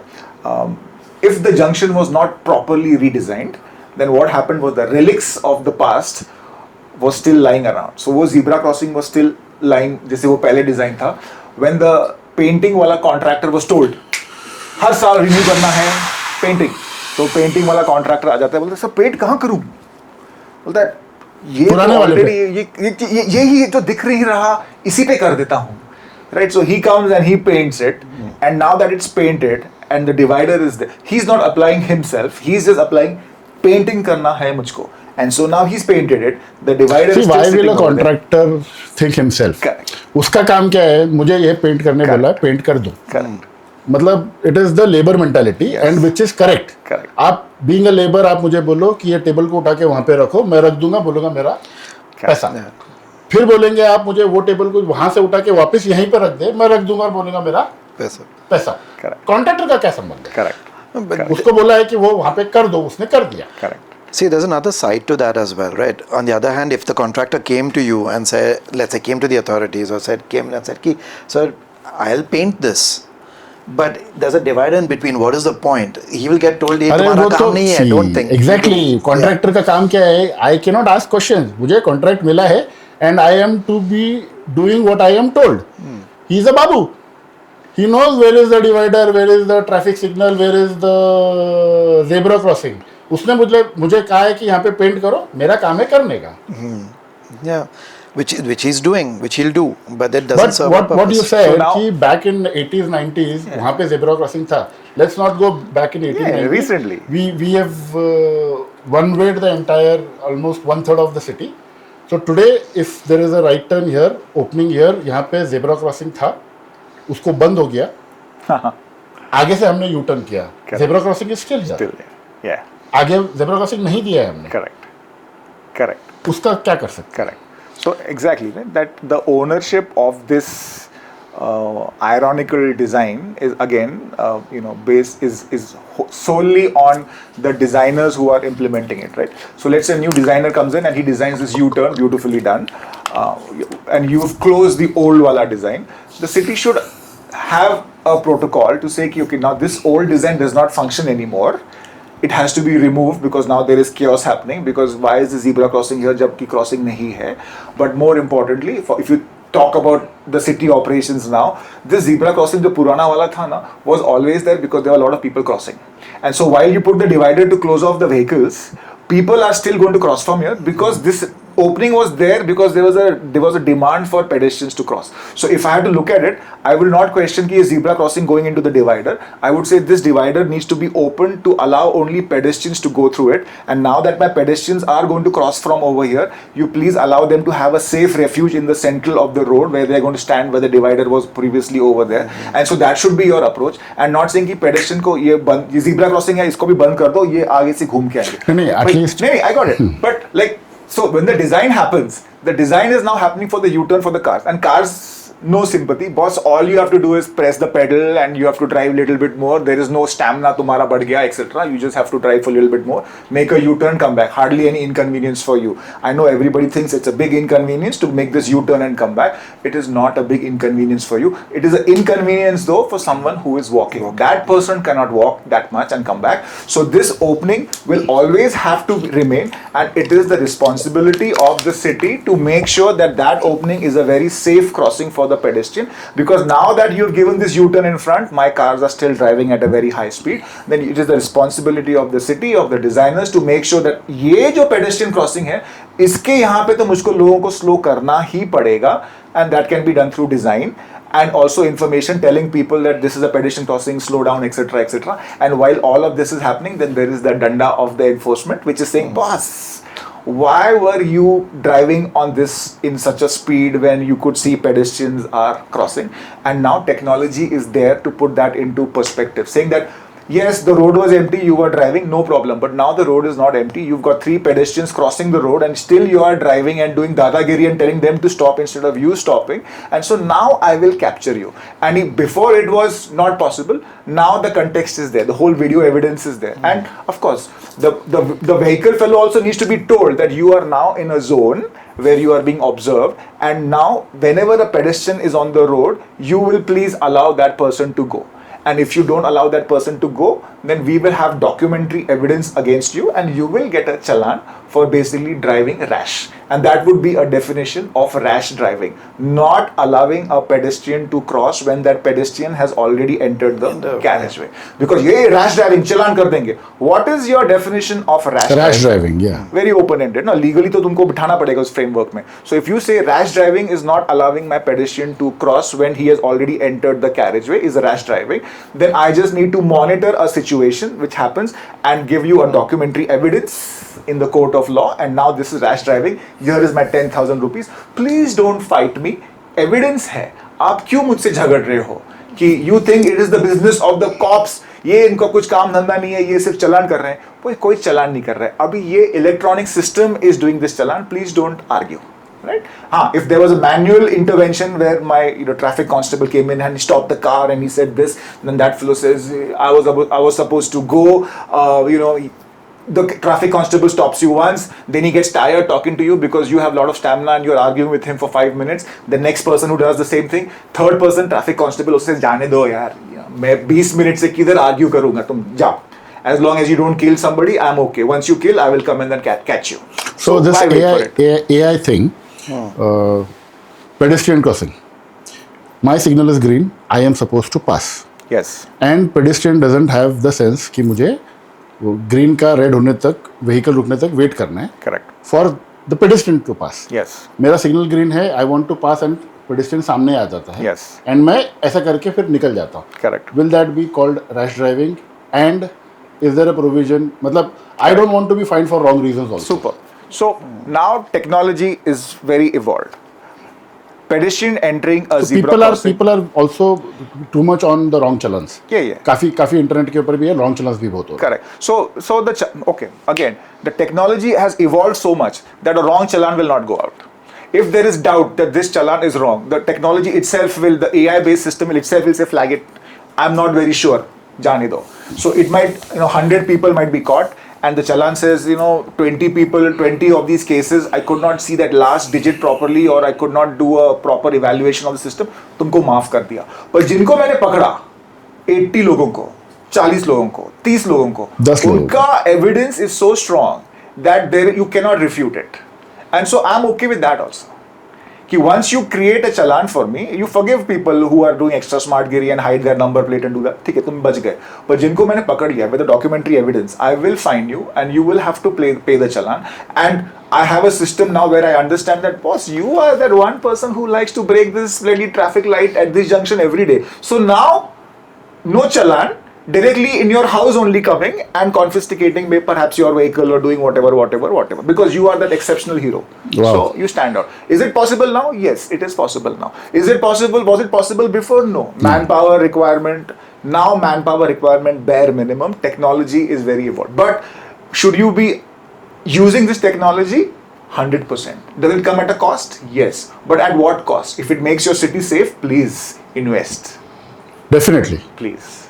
So, when I was speaking to Manoj Patel sir, he spoke about traffic engineering. And he says that traffic engineering should be in such a way that अगर driver की गलती से accident हो भी जाता है तो वो रोड उसका इम्पैक्ट मिनिमाइज करे. What does that actually mean from the strategy and design point of view? So I think going forward, the new thought process is that the design should be safe, right? So when you're talking about safe design, एक तो of course you're making sure कि crashes होते नहीं हैं, crashes या फिर accidents होते नहीं हैं. But in the event that it happens, it should be a forgiving design. So for example, a flyover की बात करते हैं. Now that our flyovers are multi-level flyovers, the one on top is quite high. So maybe if you take an example in Pimpri-Chinchwad, Nashik Fata, the flyover which goes up, it goes significantly high. In fact, it goes almost at the level of the metro when it makes that right turn. So the parapet wall of that, right? So whatever the standard is acceptable. But now the safe design will talk about that. Yes, the road has been designed for someone to make a turn at 30 kilometers per hour.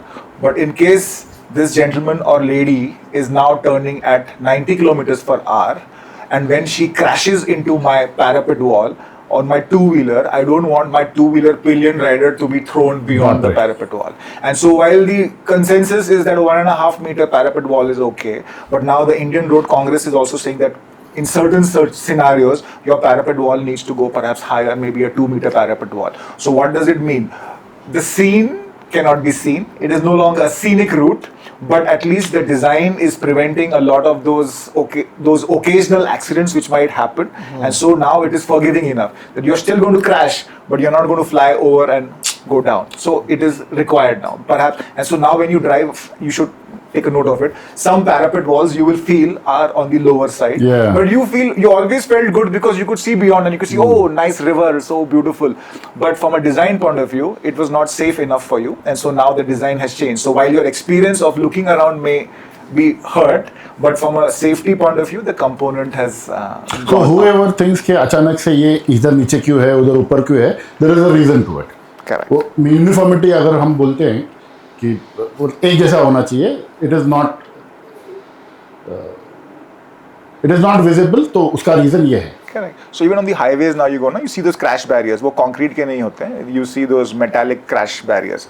They are meant in such a way that when you hit it, you are not supposed to rebound from it as if hitting a wall.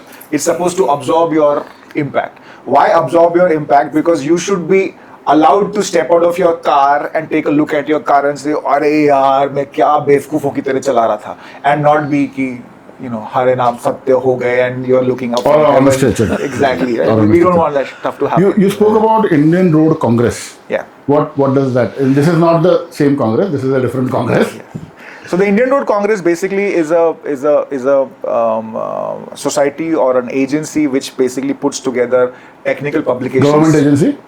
Government agency, okay, which basically puts together publications which include design laws, okay, which you should follow, right? So how wide should a lane be?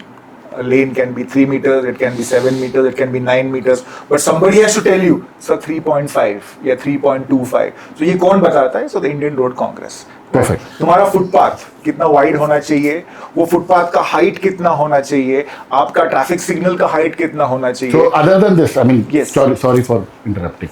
Our Pune roads and road infrastructure are as per Indian Road Congress. Okay. So, tricky question. When they were built, they were as per the Indian Road Congress.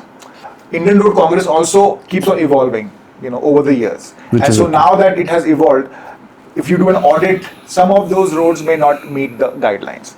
And when I say roads, chances the roads will meet the guidelines because vehicle centric to hum bahut hain. So we will make sure roads are meeting all the guidelines. But all the other infrastructure, which is very important in terms of urban infrastructure, which are the footpath areas, does that meet the guideline? Chances are it doesn't. And if you say, क्या बात कर रहे हो Pratap sir, हमने तो इतना अच्छा footpath दे रखा है 4 meters का. Yes, the guideline says perhaps 2 meters and you've given 4 meters, but the guideline said 2 meters of clear distance. और आपने आपका phone का utility duct आपने आपका MSCB का whatever टावर डाल दिया है, and so दिखने के लिए 4 meters, but actually usability is So hardly measurable 4 meters, but usable correct. hardly Yes. 1.5 And so meters. when I compare it, I'll say okay, sir IRC में तो दिया है 2 मीटर, हमने तो 3 मीटर दिया है. नो नो नो, IRC ने बोला क्लियर डिस्टेंस 2 मीटर बोला है, आपने दिया है क्या? And what clear distance means is, if I have a wall, I need to leave a half a meter buffer from the wall, because the wall का door, you know, there might be a shop over there, so उसका तो दरवाजा खुलेगा, so that buffer has to be left. After that buffer, you give me my 2 meter clearance, right? So technically, I'm asking for 2.5 meters. So 2 तो बोल रखा है, but 2 is a clear distance. So how do you read and how do you interpret it? So that way. So back in the day, somebody had said, you know, 1 meter would be okay, 1.5. Maybe those guidelines were there. Now the guidelines are different, and now of course the Supreme Court ruling has come in, wherein, you know, it's a fundamental right of a pedestrian. So now these footpaths, which were optional, are no longer optional. The city needs to provide footpaths the way they're supposed to be done. So while you can widen your roads and all, you will always have to think in terms of how are you widening and where is the space coming from. Are you compromising on the footpath widths to widen the road? Now you cannot, and you should not. The Supreme Court is basically telling तो ये you जो not. नॉर्थमैन road के ऊपर footpath को छोटा किया है, काफी पुणे की काफी लोकेशंस में फुटपाथ को छोटा किया है, उसका क्या होगा? Correct. So the whole, okay, the city is growing, vehicle numbers are growing, and we are talking about sustainable transport. So when we say sustainable transport, walking is sustainable. Yes. It can be done for on ages and ages and ages. So if sustainable transport is something you're promoting, then sustainable infrastructure is something that you want to promote. And if you have decided that your city is going to be sustainable, then your infrastructure needs to be sustainable, at which point your footpaths need to be the way they're supposed to be done. And if you have a project which requires them to be reduced, you should be saying no. So when you say, Pratap sir, यहाँ पे बहुत congestion हो रहा है, footpath थोड़ा निकाल देते हैं, कोई use भी नहीं कर रहा. No. सस्टेनेबल अगर करना है तो हमें ये फुटपाथ रखने ही पड़ेंगे. उसके बाद में आपको जो करना है आप करिए. So if there is a problem of basically lane cuttings and enforcement etcetera, that is a problem and it has to be resolved. But now you can not say that take away this infrastructure because you have decided the city needs to be sustainable. You have decided the city needs to have clean air. In that case, all these polluting vehicles need to be banned. You know, your definition of ban, BS6 ho ya fir jo bhi ho, you know, it's okay, but then they need to be banned. If there is lot of you know, minute particulate matter happening because there are so many of these you know, concrete projects going on, and you're creating these concrete things and धूल उड़ रही है, then the city needs to go in and make sure कि ये यहाँ पे धूल नहीं उड़ रही है. Because how is it your fault? You decided to buy this house, and now because somebody else is doing something in the region and काफी धूल मट्टी हो रही है, you have to suffer? No, the city has to protect you, no? So that is where the city comes in. City, you are saying you want to be a world class city, then world class city has to protect its citizen and not just say world class infrastructure. While world class infrastructure is required, but how do you go about that infrastructure? You have constructed all, let's say, you know, flyovers, metro, etc. is happening. The debris is still lying around. 6 साल हो गए, आपका project खत्म नहीं हो रहा है, which is no problem, which is of course you do about it. But 6 साल के लिए why is your debris lying around? You should have cleared it the moment the projects got done. And why are you not auditing the roads? Right? So if you go on any of these roads where construction is currently going on, you go under a metro station, the roads are in a horrible situation. They're all concrete roads, they're all destroyed. Who is responsible for them? If the city says, Pratap sir, ये जो Baner road है ना, ये actually road हमारा नहीं है. This belongs to now PMRDA because वो metro का काम कर रहे हैं. Fair enough, no problem. But if it is their responsibility, they should come and clean up their mess. And if they are not cleaning up the mess, the city needs to come behind them and tell them, boss, do it. Absolutely. See, the property belongs to Pune Municipal Corporation. Let's say I mean the house is mine and the tenant is misbehaving. It is my duty to keep the tenant Absolutely in check. Correct. After all, it is my property. Correct. मेरा घर you are spoiling. Yeah. You are here for a limited period. Correct. You will do your job and go back. Correct. The property remains to Pune Municipal Corporation. And as a citizen, I'm accommodating. I accept your nonsense which is going on for 6 years, although you promised me 2 years. You know, your noise pollution, etc. I'm accommodating, but you are taking advantage of this now. And once you take advantage of me, it's not fair though. Then I will start complaining, and then I come on the roads, and then there's another nuisance value. You know, the whole morcha is happening, and somebody else who's coming from Bombay is wondering, boss, ये रास्ता क्यों बंद हो गया? ये मोर्चा क्या? मैंने क्या किया था? Exactly. What is my fault? It was not your fault, bro. But the system has happened in such a way that now this has happened. And so the city needs to come in quickly and not wait for it to really become a big problem quickly. So we were talking, I think, even about potholes and all. You start seeing that small pothole developing, quickly come in and take care of it. Don't wait for it to become this big khadda over there. Only after the khadda happens, then you are doing something about it is the problem. So the problem is not with the khadda. The problem is, do you have a system which will audit these roads when they are having a small problem itself? And if you don't have a system, then why do you not have the system till now? You know, if you feel that you do not have the manpower, then you have to hire manpower who is responsible only to drive on this road and take a look at it. Citizens are complaining, no doubt about it. First of all, take a citizen's complaint very seriously, resolve it immediately so the citizen also has confidence in the system. Right now, perhaps citizens don't have confidence in the system because एक बार complain कर दिया तब भी कुछ नहीं हुआ, दो बार complain कर दिया तब भी कुछ नहीं हुआ, शायद किसी ने आपको phone कर दिया corporation से कि सर आपका complaint आया है, हम काम कर रहे हैं. You felt very good about it, but काम कर रहे हैं never happened, and so now you are questioning the whole credibility of the system, right? So everybody has to do their part. The corporation is not there to fool you. The corporation is also trying to help you only. We are not blaming the corporation, but the corporation also needs to come in and make a system wherein why are citizens complaining? Have a system to make sure that you understand your flaws and go correct them. Don't wait for someone to complain. So when you complain about the side distance of that junction, you should have had a system wherein you went and checked that something new was done to the intersection. Is that appropriate or is that not appropriate? Because it is your property. Did you give that person permission to do something? And if you did not give that permission to anybody, then how did this person come and do this on your property? So I mean that it's a whole cycle. Can be solved, should be solved. Intentions are there to be solved. I think they just need to put it into action. You spoke about footpath and potholes. I mean, monsoon is coming. So, and which is no surprise. Every year monsoon comes. थोड़ा कभी पहले आता है, कभी late आता है. So why are we not prepared for monsoons? So I think there is a protocol wherein the city comes into play and starts preparing for the monsoons.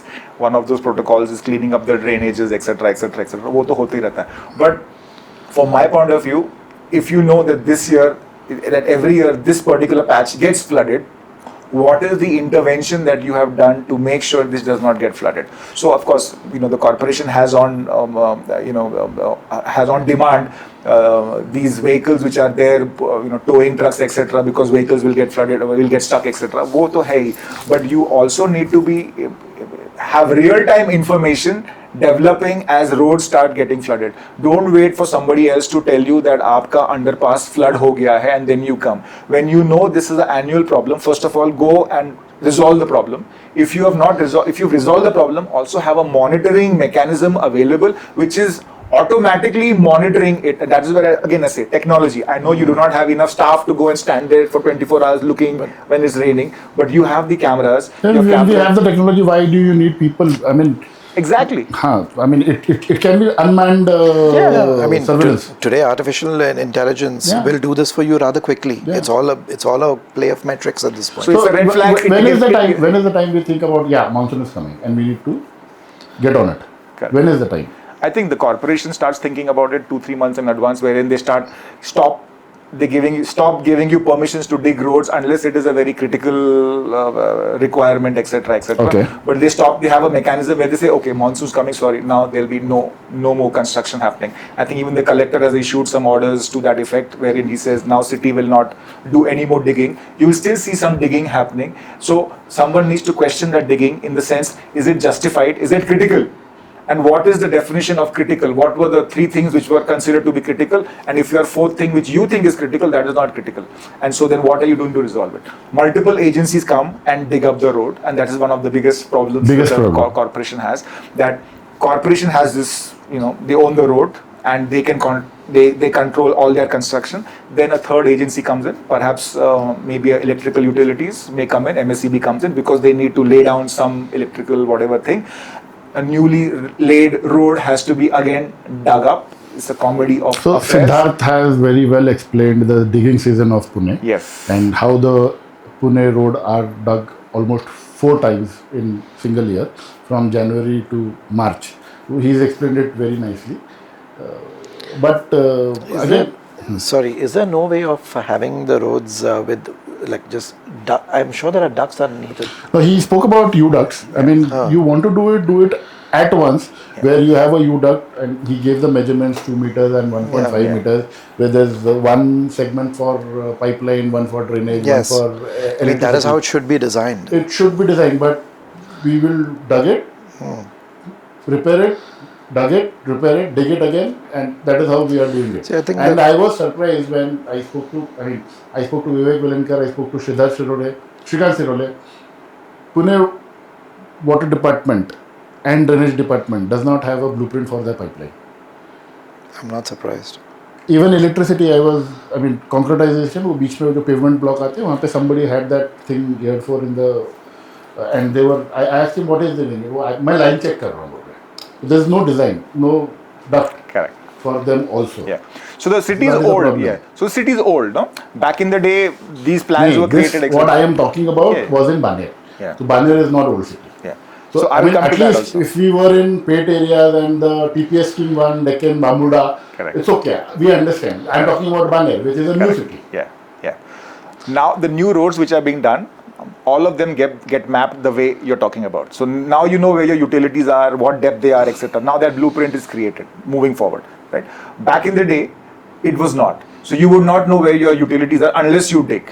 And so now when you dig, you say, oh, ye utility lag gaya. Then project gets extended because you've hit some drainage line or you've hit some electrical whatever thing, and the whole now neighborhood has gone into darkness, etc. This mapping was not there before. Now the mapping has started. Yes, okay. Because of course you have to learn from your mistakes and all. So now there is like a full GIS layer which comes on, where the contractor has to create this GIS layer and give it to the corporation. The corporation knows so that it has it in its own database that ये यहाँ पे utility है, etc. etc.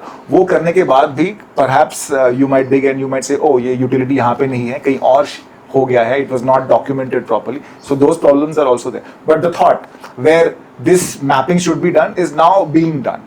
And how recently has it been done? Maybe for the past at least 4-5 years it is now being done. Okay. Also, it also depends which project you are working on. If it's one of those big projects, yes. If it's one of the small residential ones, it is not yet. City for me, it is my city. Yes. I am trying to understand. So when I hear that this is an 18-meter road, Yeah. or a 21-meter road, 24-meter road, Yeah. 30-meter road, what does that actually mean? What all is included in that 24-meter road, or 30-meter road, or 15-meter road? So a 18-meter road and a 24-meter road. A lane is 3.5 meters, 2 lanes 7 meters, 4-lane road 14 meters. Right. So 14 meters of road can be laid in an 18-meter right of way with a 2-meter footpath and a 2-meter footpath, cut to cut, everything done. Okay. But the traffic is so high that perhaps you cannot have an undivided road. You need to have a divider in between. So now that divider will take 1 meter of your carriage. So out of my 21-meter road, 1 meter goes in divider. Correct. So exactly. So just because you have a 18-meter road or a 24-meter road does not mean that you will get your 4 lanes of traveling carriageway, right? Because there are other things also. What is the nature of this neighborhood? Is it residential? If it is residential, then you want to have wider footpaths, slightly narrower lanes, because you want to be controlling. Oh, nice. Okay, good. So a 21-meter road in Wakad-Balewadi, because it is a mixed use. It is not a residential location. There is commercial also. There is corporate companies also. There are high streets also. Will be different from what a Baudan 21-meter road be, because Baudan is a pure residential location. Correct.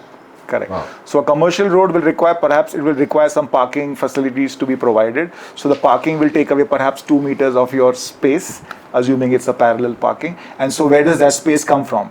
Either you take it from the footpath, which you can't because it's going to be a commercial hub. A lot of people are going to walk, so footpaths can't go. Then perhaps the road, I had a 4-meter road, now I can't have a 4-lane road.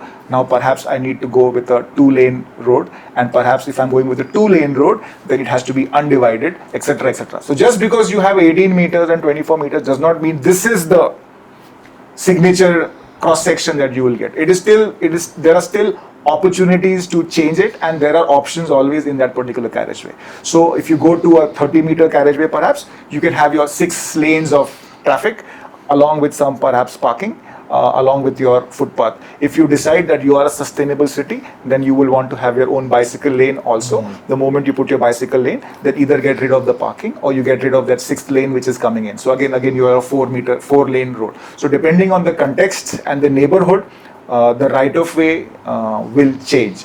The carriageway, of course, from a traffic engineering, we will say that no, we need minimum, this much carriageway because so much traffic is expected in the future. But if I design it that way, that in the future traffic is going to grow, then mera 2 lanes or 4 lanes, wo main 16 lanes bhi kar dunga, it will not work. And so I say, because I want to go through this neighborhood, maybe a 4 lane is sufficient. Because I'm required to give parking, it has to be accommodated. Because this is going to be a very commercial hub, parking needs to be extensive. Because it is a commercial hub, more people are going to be walking. But now, because it has got a shopping center, my footpath suddenly can't be 4 meters, it might have to be wider, maybe a 5 meter or 6 meter. And so all of these things have to be considered while you're designing it. And if you're designing a big corridor, like a 45 meter corridor or a 50 meter corridor, maybe like Nagar Road or something, then you are talking about even public transit or maybe the BRT corridors or now even the metro. So metro ka pillar aane wala hai. Metro pillar is almost 2 meters wide. And so now suddenly you are a 2 meter wide metro pillar on Baner Road. Baner Road was a 4 lane road with a wide parking space. Perhaps now you might want to consider that parking might have to be removed or adjusted, etc. So multiple things come into place. Just because you have a 24 meter carriageway does not mean it will be the sort of cross section. So when you say carriageway, what does that mean? So carriageway is basically what the vehicle drives on. So, when I say a 4 lane carriageway, so 4 lane would be, you have 7 meters for one direction of traveling, 7 meters for another direction of traveling. So that carriageway is 14 meters. Whatever is left is then, used for the non-motorized transport, maybe like footpaths, etc., etc. And you might also have room left for providing parking also. So again, parking provide karna hai ki nahi karna hai is also very challenging because everybody wants parking, but sometimes you have to decide between sustainability and sustainable infrastructure versus required infrastructure. And you will say that, boss, if I cannot drive on this road, तो फिर मैं कैसे पहुंचूंगा? तो रास्ता तो देना पड़ेगा. ठीक है सर, सस्टेनेबल इंफ्रास्ट्रक्चर के लिए फुटपाथ तो देना पड़ेगा. सो फिर पार्किंग सर निकालना पड़ेगा या फिर find a different place to accommodate that parking. और से सर पार्किंग फॉर 500 कार्स नहीं पॉसिबल है, 100 कार्स ही पॉसिबल है. Then who gets to park there? Then you start charging for it because now if you have no business bringing your car here, don't come. Because you like to park your car the whole day, it's free.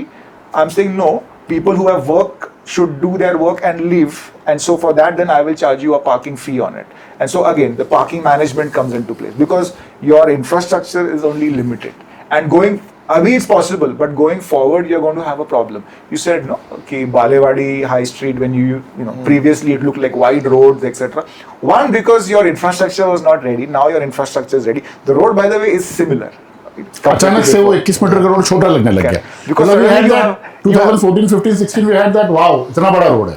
अचानक लगता है इतना सही road है. But you also have the new establishments that have come in place. You have delivery guys parked on the side trying to get orders. There are a lot of other intangible aspects of it as well. You have people waiting for their friends or waiting to even find a place. They are pulling to the side of the road. So somewhere that also ends up playing with it. The high street, what it is today versus what it was maybe half a decade ago, is a very different high street. Today, as you're building up, now you also have the metro in place. Yeah. I've seen the high street before the metro was put in and after the metro pillars have been put. From an illusion standpoint, visual standpoint, yes, it does look that it's tiny, it's smaller, but from a usability standpoint, we also have to, we have a lot of gig services.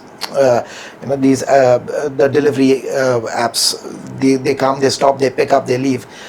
We need to be able to accommodate short-term parking as well, long-term, short-term. Correct. And even in certain areas, only certain types of vehicles can park. Like in some of the downtowns that I've lived abroad, you have areas where only goods vehicles can park in this section and nobody else. Very good. You don't have goods, you have no business being there, as you mentioned. And but it all comes down to, one is being mindful, of course, from the citizen side. Second one is enforcement from the the authorities side. Another thing is the challenge that I see with the high street coming up. Okay, one fantastic thing is you have the metro station right there. You know that people are going to now be able to come from other parts of the city to come visit there. Whenever it is operational. Whenever it is operational. What are you doing about the pavements? Are you going to expand the pavement sizes? Currently, if some of the pavements, then you can correct me if I'm wrong, two people can't walk side by side without coming across some sort of an obstruction. Yeah. They spill over onto the road. You have now you have the delivery boys also standing there waiting for their stuff. How are the vehicles going to ply? What could have been, now you're going at less than half the speed to be able to achieve that. There is parking. I mean, there's inside the buildings there is parking, but that is again limited. Then paid parking, and somehow in this city we don't want to pay for parking. गाड़ी खरीद लिया मतलब सब कुछ free होना चाहिए. That is another notion that needs to be addressed as well. So as he mentioned, like, I'm going to digress a little bit. I think it is only the roadside parking which is free. We have dedicated parking spaces which is pay and park, which are limited. So roadside which parking should be increased. I mean, there is. But how do you increase it? Pune Municipal Corporation has taken amenity space, open space from the developer, so they can convert that into parking spaces. So the city has already started making a lot of the parking as paid as a paid parking. So now if you go, I mean, the tenders are floated, etc. Multiple roads have already been identified wherein paid parking will now kick in. So when you went to MG Road, it was always paid parking. Paid parking. The cantonment even today it is Correct. paid parking. Correct. Pune Municipal Corporation 15 years back they used to have pay parking. Correct. They removed it. Correct. Now it is again coming in. Okay. So tenders have been floated. I think they will start it now, etc., etc. And so again, paid parking will come. So if you go to Lakshmi Road or Tirak Road, those will be paid parking areas moving forward. I think now beyond that, we would also have to figure out, maybe a congestion parking for congestion charge for the parking, because there will be a parking demand, significant parking demand perhaps in the evening, may not be there in the afternoon, and so then that is how you would also want to balance, because just like your road space, even parking space is going to be limited, and so then who gets to park? So you want to be discouraging unnecessary parking vehicles entering those areas. So again, ये करते वक्त भी you will again need technology, because how do you know कि parking बहुत बढ़ गया है? You need to be counting it. Someone needs to add some sensors, detectors, etc. to saying that parking has been 100% utilized. Now anybody else coming or has been 80% utilized, the 20% whichever is now reserved, whoever wants to use that will have to pay a premium to use that. If you had come earlier, there was 60% was free or available, and so you paid a bare minimum. But now that it is getting filled up quickly, you better pay a premium. And so I think, again, technology will have to play a big role in that also. I've dealt with what is known as the peak hour and off-peak hour parking lots that would have it there, where the prices, as you mentioned, they moved. Like if you wanted to park, let's say in San Francisco, you wanted to park in the downtown area, the parking price during the day was much higher than the parking price of, maybe for some part of the evening or towards the night, or in the night. Throughout San Francisco? Throughout the downtown district. Okay. And because downtown is majorly commercial. Commercial and a little bit of residential, because they're all mixed use. Why? Because I mean, if you're charging high on during the day, in the evening, so Pune acts very differently. So Pune is a mixed use, but then at that point you don't look at commercial. You can't look at commercial and residential because we are mixed use spaces. There, when there's a commercial, like say for example, if it was an IT campus, or even if it's let's say BKC, if you take the Bandra Kurla complex, that is entirely commercial. Commercial. Okay, in those kind of scenarios, you can use the concept of, here you can have the peak hour basis on, during the day we'll have the prices high and during the nights we'll have the prices low, except on weekends, because if people want to stay back and have a drink or, have a meal, they're all going to be there.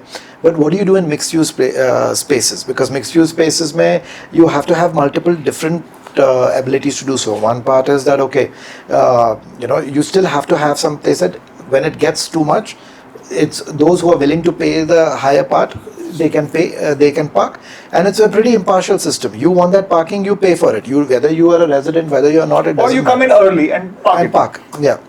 So and then if you want to park for a longer duration, then that also you have to consider, because you came in early, you got a cheap parking spot, but now instead of parking just for 3 hours when you needed it, you are parking for 7 hours. So there's a fee there as well. So even if in a mixed use, right, this is a residential also. So the residential guys also park on the road, but because you're using technology, that vehicle has been identified as someone who stays because there was a permit given to that Yeah. particular vehicle.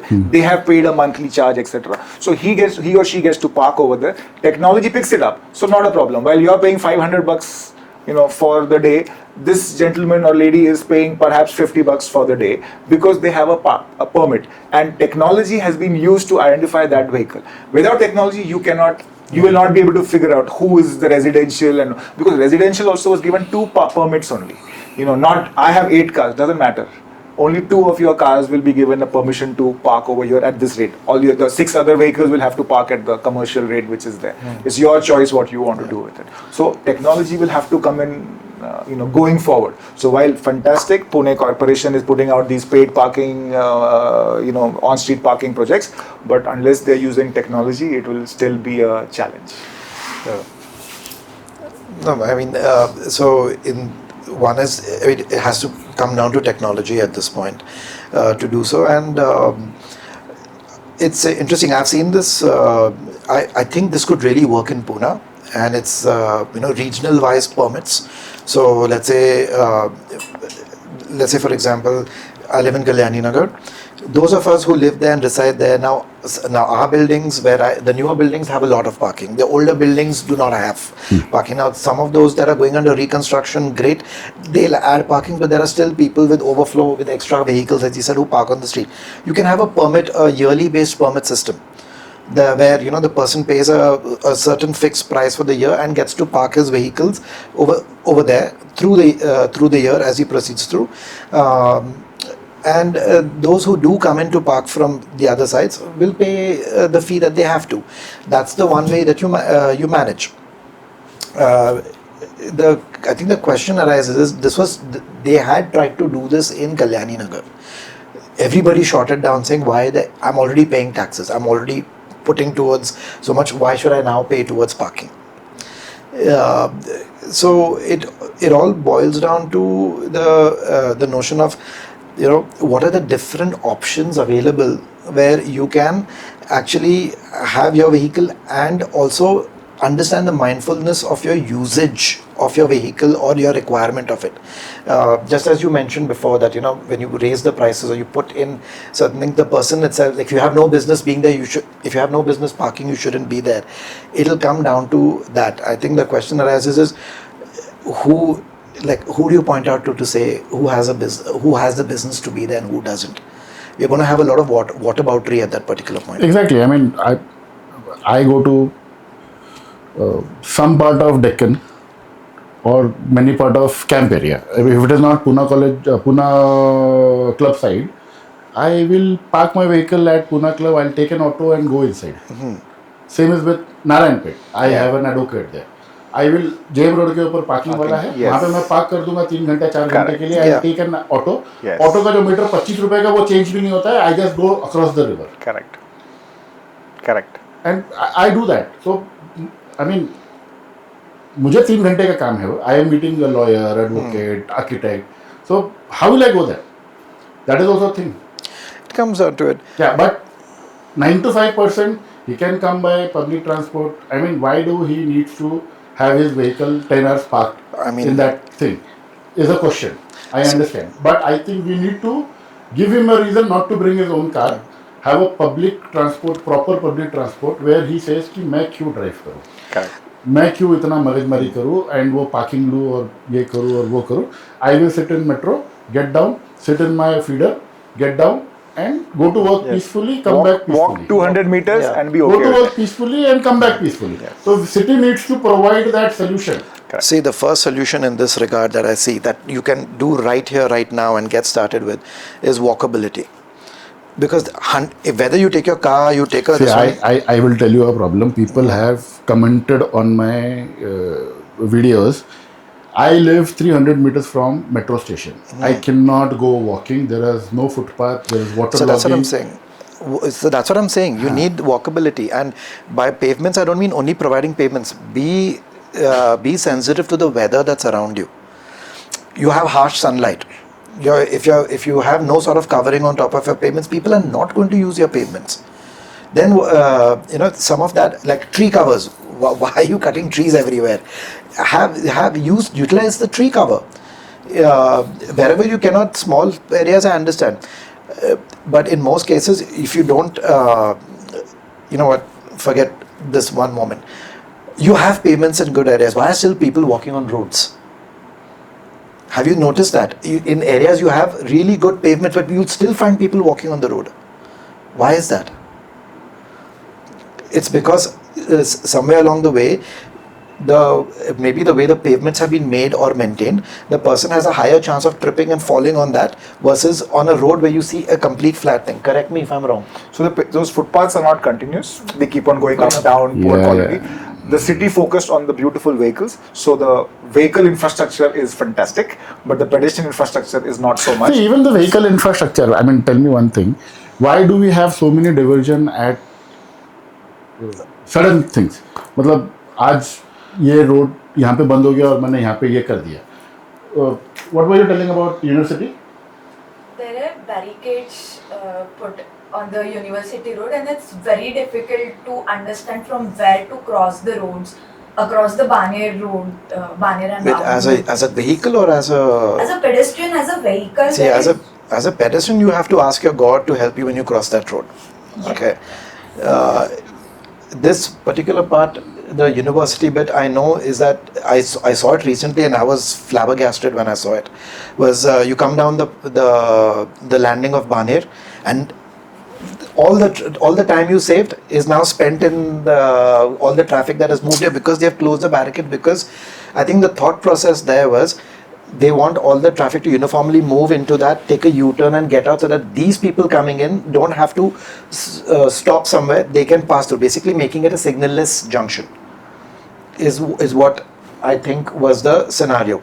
But it has caused bottlenecks on top, it has caused bottlenecks below. Pedestrians, I feel very sorry for them, because when they cross the road, it's like playing Super Mario, but the only difference is you don't get 3 lives, you get only 1. I personally live in university, so I don't know if I'll live before like crossing the road or not. It's very difficult. And even for vehicles, I mean, so आज इधर से right है, कल उधर से नहीं है. Suddenly I was coming from court, I took a left towards RTO, I always take a right to go Korega Park. मुझे लगता है बंद हो गया.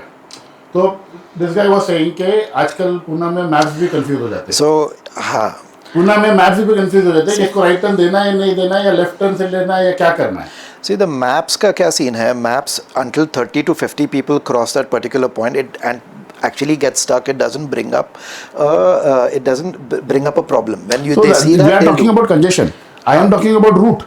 So route, because the route every day you've changed the route. Yeah, and so the map doesn't know that this route no longer exists. Because you can't go in that direction. Because the map has to learn from the people, right? Yeah. So the point is कि city is changing so much, so drastically कि वो map भी confuse हो रहा है कि मैं इसको सलमान को मैं right से भेजूँ या नहीं भेजूँ. See, superb. So इसमें ना, so now the map, correct. So now there has to be some interaction or interface between the decision makers who are changing these directions of moving traffic and the map people. So there has to be interface. So when you decide that you are going to make this road one way tomorrow, your map needs to be told that tomorrow we are going to make this one way beginning at 9 o'clock. And so first start making that one way at 9 o'clock only, don't make it at 11 o'clock, because again आपका credibility नीचे चले जाएगा, because the map is showing अभी नहीं जा सकते हो and you are still able to go. So if you say 9, stick to 9, do it. But have that mechanism there. The map is smart. Eventually it realizes that everyone is going this way. Eventually, yes. It picks up. But that eventual period is just, what is that eventual period? See, what is that eventual period? I come from Wakad-Balewadi. I have to go to Sancheti. Yeah. Every second week there was ये वाला right ले सकते हैं, आगे से वाला right ले सकते हैं, नहीं राइट नहीं ले सकते, लेफ्ट लेके ऊपर से वो पूरा यूटर्न लेके आना है. Correct. How will the map understand eventually? मतलब उसको इतना changes कर रहे हैं. Correct. See, I think a lot of it. Like you said, कि authorities need to interact with the map also. Who is that authority which needs to update and be on time? Correct. So again, that chain of command needs to be established. Who is the road on which this is being done? Who is the agency which is requesting this change to be done? So in my thought process, it will have to be the Pune Traffic Police and the Pune Municipal Corporation, because these are the two entities which are there. So a joint, whatever recommendation needs to go to the map agencies, because So you they being the themselves- consultant can bridge this gap? So we being an consultant, this will come in as a recommendation saying that, sir, this is a superb design. Make this U-turn over here and cross it over here. Take it up, down, left, right, center. Fantastic. Sir, इसका trial करें. Yes, trial करें. But the protocol for trial करें should be there, that the first step is to tell the mapping agencies a trial is going to happen over here. Yes. Then you establish which are your mapping agencies. We don't want to say कि Google ही use करना है या फिर ये ही use करना है, Map My India. नहीं, आपके जो भी mapping agencies है, 5-6 हैं, उन सबको आप सबको ये कर बता लो ना। दीजिए. And if there is a 7th one who says मुझे नहीं बताया, next time आपको भी उस list में add कर दिया है, आपको भी बता देंगे. It's a free service. We will basically provide it to you. Make sure that you are credible. Because once I give you that information, I want it to be deployed in real time. Don't be telling me that sir आपने Monday बोला था, sorry हम लोग ने Tuesday कर दिया. नहीं, there is no error. You have to do it, because then I will start also penalizing you also, because Very good. This is impacting 5 lakh people who are going to go through this intersection every day. I cannot have 5 lakh people going in a confused manner. So I want you to do it. No, why? Because I did not take that Sancheti wala left to save 5 minutes. Yeah. I was coming from Shivajinagar, Baner. Yeah. I came to court, went ahead, Juna Bazaar se I took a left and Yeah. took a right. Yeah. I spent 15 minutes because मुझे right नहीं था. Yeah. Left लेके आगे U-turn आके लेके. वापस मुझे संगम bridge से right U-turn लेना पड़ा. Correct. So somebody needs to tell me कि boss, you don't need to take this road. Correct. So basically, it comes down to also signage and information Arre that it baap re, needs to be signage. put through. This conversation has happened so many times. I can't believe it. See, when it comes to, let's say, letting the information know, getting the information on point. With regards to the trials, I agree with one part. The second part is, let the trial be for a minimum of 4 weeks. What's happening is, even when you try to put a trial in place, first you obviously inform the the people who are doing the mapping. Second is, inform the people in that neighborhood. Yeah. Tell them, get their notes on it. What do they think? Yeah, I mean, a location like Sancheti, it is not an evolving location. It is very established. Old Pune, Shivaji Nagar ka location. How are you not sure about your traffic movements in that location? Fair point. But 60% of Pune's traffic is flowing through Shivaji Nagar. see, I think I remember having this conversation with Additional Commissioner Manoj Patil, and he's now made a couple of one-ways around to help clear out that section. But a lot of it also comes down to, there are some inconsistencies there which I see as a driver who passes through it on almost a daily basis. If you're going to provide high-speed areas and then have everyone stuck at a bottleneck, you are going to face challenges. For me, let's say I'm coming from the Sangamwadi bridge, I get into Sancheti, all of us, 3 roads come and merge together at that one junction where we're letting one lane pass through so that the buses can cross across to the bus stops on the other side. And then from here, the major chunk of, there are 2 splits. One is going towards Bane, making the turn, and one's going on Jangli Maharaj Road. If the crisscrossing of that area can be worked upon, we do not need that signal at the back that's going to be there. A lot of this psychology also plays into why that junction doesn't work. Otherwise, I think the junction works pretty okay. To me, the question is that, that underpass that is also there at that particular point. What was the underpass designed for, and why is it underutilized? Is what I would ask, because where was that road supposed to go? What was that? Because that underpass is almost three lanes wide. Yeah, Three it is 3 lanes. Three lanes. It is on going either side. towards the court area. But Sancheti. it's underutilized. The ramp on the left and the ramp on the right are the 2 ramps that seem to be taking most. I'm at least glad they made the one ways in Sancheti area. Because you remember when it was not one way? Yeah. It was a pain. There's this shifting goalpost analogy when it comes to bottlenecks is something that needs to be worked upon. And this one point I will cycle back to. When you're doing a trial, it takes a minimum of 72 hours for people to get through the chaos in their mind for the change before it starts to set in and people start taking the ways. We saw that with the Nagar Road program as well. Initially, the U-turns, people were baffled. There were actual jams the first day that it took place. The U-turns were supposed to clear. There were actual jams all the way through. But after 72 hours, then by the end of week 1, by the end of week 2, things were working very fine. Things are working fine now, and even during the trial phases, we did not make the junctions fully. We first just had them placed. We had placeholders in place, drums, and maybe a few barricades here and there to actually create or simulate a U-turn, so that you have people to do so. Now they are being, after almost 6-7 months now, they are now converting those into actual U-turn spaces. This resilience needs to be given, and this resilience, especially in neighborhood areas, let's say where there are high commercial and residential areas like Mangaldas Road, for example. You need to take the residents in regard. You need to take the citizens in regard over there. Sancheti today, to me, is already a done and dusted scenario. Not really, यार. I mean, every 2 weeks there is some change.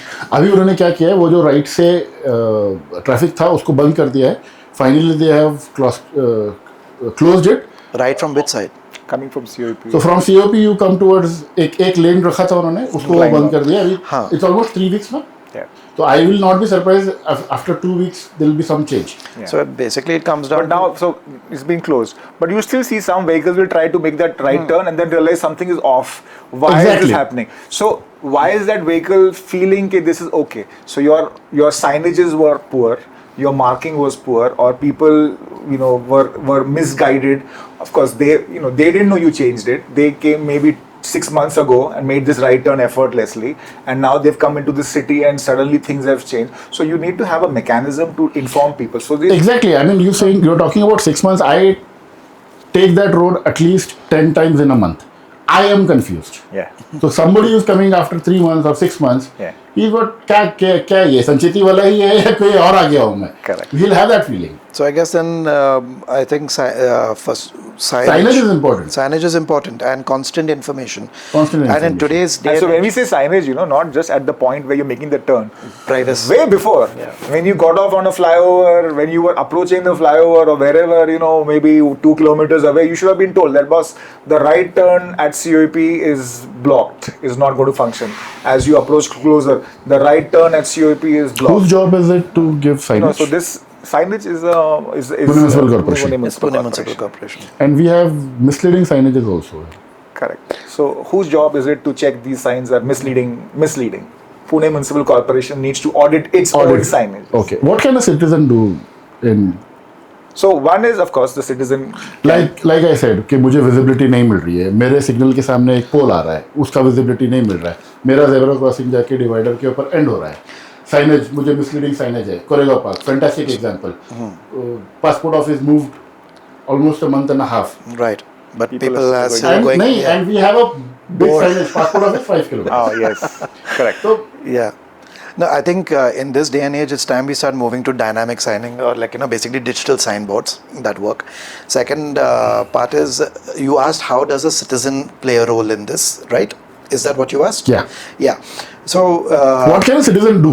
So we have. So take for example, Kalyani Nagar. We are some of the most vociferous I people. love your people here. I've done a thing. I yet have to document it properly. I am on Okay. it. So what we did. So a couple of about 3 months ago.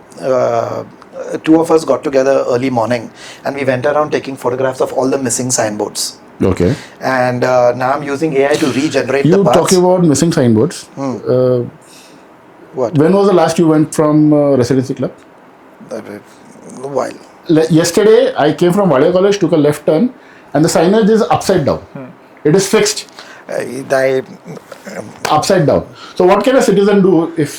See, मुझे मेरे घर में ये चीज़ अच्छी नहीं लगती है, वो अच्छी नहीं लगती है, तो I go to my father, my parent, whoever the decision maker is, I'm saying कि boss आप किसी को बुलाओ, इसको ठीक करवाओ. See, if I So understand. what I can do for my city?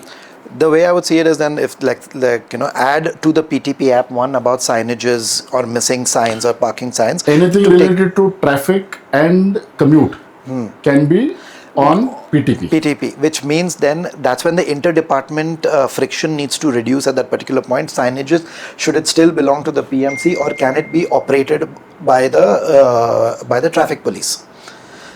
is the question that has to come in. Correct. So on the application, you can complain about signages, and it's perfectly fine. Both the applications you can put a complaint, but the complaint will always be resolved by the corporation. So the app. तो मनुष्य Patil sir had said कि अगर आपको road पे खड्डे भी दिख रहे हैं तो आप PPTP ऐप पे कर सकते हैं complaint.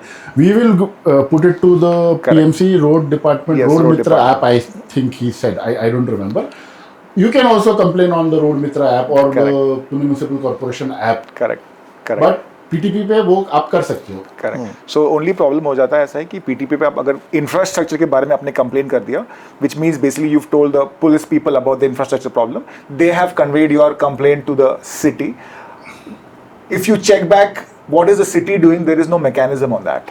So unless you complain directly on the city's app, then there is a mechanism which throws it. So that connection just needs to be made. It's easily doable. That just needs to be made. Teething problems hopefully will be resolved. Hopefully. But again, what can citizens do? So they have to talk about this infrastructure. So if you saw a sign, then you need to be telling people. But how can you tell people though? It means basically you have to stop, take a picture, upload and do it. So I think that is something which will have to be made more efficient, where it becomes easier for me to document it. Right now, of course, then there are problems. You have to document it from the app because it is the authentic mode of transport. But So you have to go in the app and take a picture. Yeah. People have said कि मतलब जब तक मैं app खोलता हूँ तब तक वो निकल जाता है. correct. So that is the thing with the app. Then you have to, if this is the app that you are talking about for the city, then it better become state of the art and light so that it works out for on all types of mobile applications, etc., etc., etc. So that is a problem I think which can be easily solved and hopefully gets solved. What we can also try to do is if you can take pictures and put it at the, can we do it that and comment section? अगर किसी ने photo डाला तो we will go there, we will take the photos and do it to app. या बहुत complicated हो जाएगा वो. Complicated हो जाएगा. Okay, let's not go there. Cut कर देना उसको. I mean, I appreciate what you were trying to do there. Yeah. So, yeah, with regards to, as you were talking, I think it comes down to, I keep saying this, I think you need a unified platform at the end of it. Unified platform, yes. Which, and the most important part is accountability and enforcement. These are the two things that need to take place. And it's not about, and somewhere along the way, we need to take our, how do you say, our ego and our personal issues out of it, especially as authorities, to be like, no, this is a genuine issue that everybody needs to solve. It's not a blame game of tu main. It is about solve kar do. Let's figure out how to do this. And I think that is currently the need of the hour, because at this point we have crossed the point of pointing fingers at who's who. We just have to get this done. The PTP app is one way of doing it. As he mentioned, there are teething problems. It'll happen, but it's So one step. PTP app is with the traffic department. Other than PM Care, Yes. PMC Care. PMC Care. Is there any other app? There's a road method, I think. No? I have not used it, Yeah. but PMC Care is basically it has everything in it, Okay. including if you want to pay, your Civic, whatever, your property tax, wax, everything included. So that's one application. Everything is there on it. There's a dashboard. The corporation can see who's complained. So what is being done. I have not used PMC Care app, but can I tag my local corporator in that thing? I don't know if you can tag it, I don't but think so. I think you complain it. Maybe you will get a acknowledgement that this is the complaint received, and maybe on a different social media handle. You I can think I should tag make it. a separate video on educating people how to use the Yes, but yes, PMC Care app. yes. But you don't. But even in addition to the PMC Care app, there's also the WhatsApp. So you can also complain to them via WhatsApp. Do you have a number? There's a number. I'll share it with you. At least that's what we keep sharing. I'll our put it in groups. the description. Yeah. I'll put it in the description. Yeah. So that is one way to do it. Now, even when it comes to, let's say, so we had this traffic management group. We still have it in for Kalyani Nagar residents in general, where we put photographs of things that have gone awry, or somebody's parked, etc. And those guys would get challan because we had the traffic police on WhatsApp at that point taking a note. The only clear instructions given at that particular point was, one, it needs to be clear. Second, time of day, and third, to show that there is a no parking, because you have enough of people who will take a photograph of the car, but there is no parking sign over there. But मुझे चालान करनी है because ये मेरे घर के सामने पड़ा है. तो मुझे नहीं or करना है। maybe some other हाँ, reasons some also. other, whatever may be the case. So I think it doesn't matter which route to take, as long as these you feel you give the citizen an opportunity to feel like they are able to help clear the city, or they are able to help in boosting the betterment of the, basically creating a better city. Yeah, the only effort I am trying to make is to make Pune livable again. We are turning into a workable city and a Correct. toxic workplace. Yeah. ना रहा जा रहा है ना छोड़ा जा रहा है. Correct. So livable, I think Nagar Road is a good example. I like to bring it up again. You have these U-turns which are happening, fantastic for vehicle owners, but it's a free flow movement now. Now the pedestrians can't cross, and pedestrians can't cross is, well-bodied young pedestrians can't cross. Forget the senior citizens, trying to cross. Manoj Patel sir said कि maximum accidents are happening with senior citizen women. Correct. Correct. So you want to design for them, right? So now what you're seeing is a trial run which is being done. The actual design is not signal free. It has signals. So if you're talking signal free कर दिया Nagar Road, no. Signal free नहीं किया है.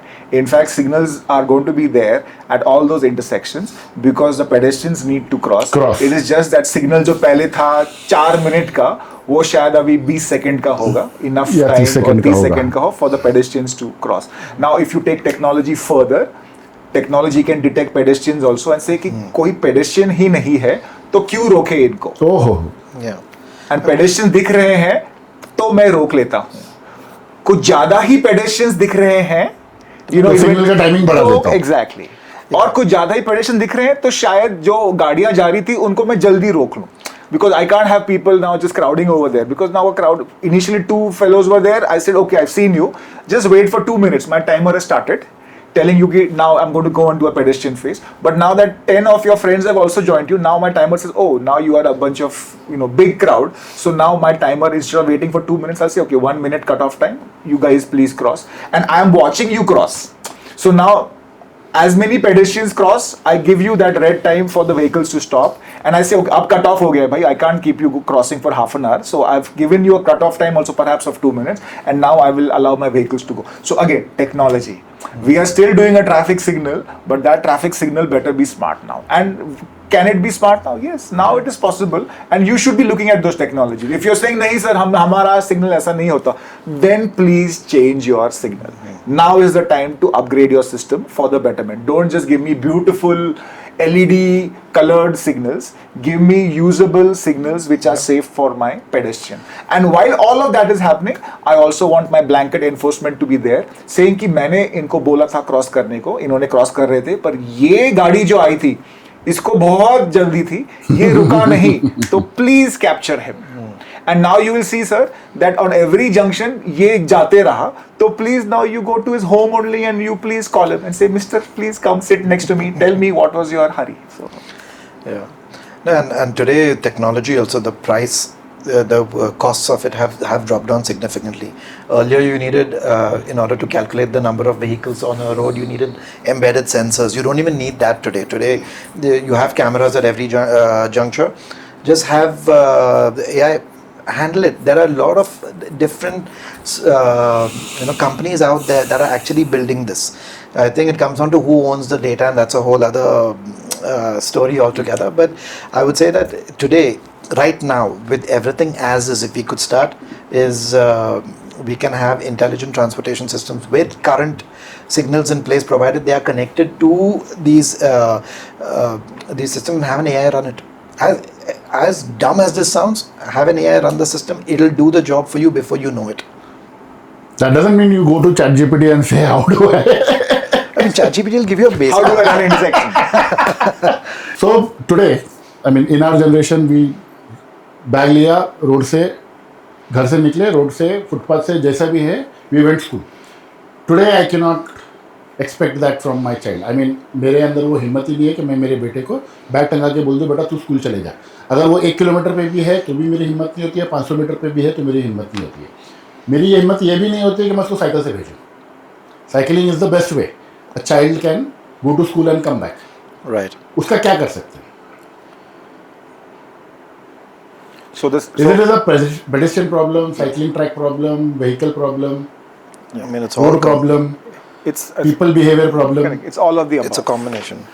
You're saying 1 kilometer, right? So my daughter goes maybe 100 meters to catch her school bus.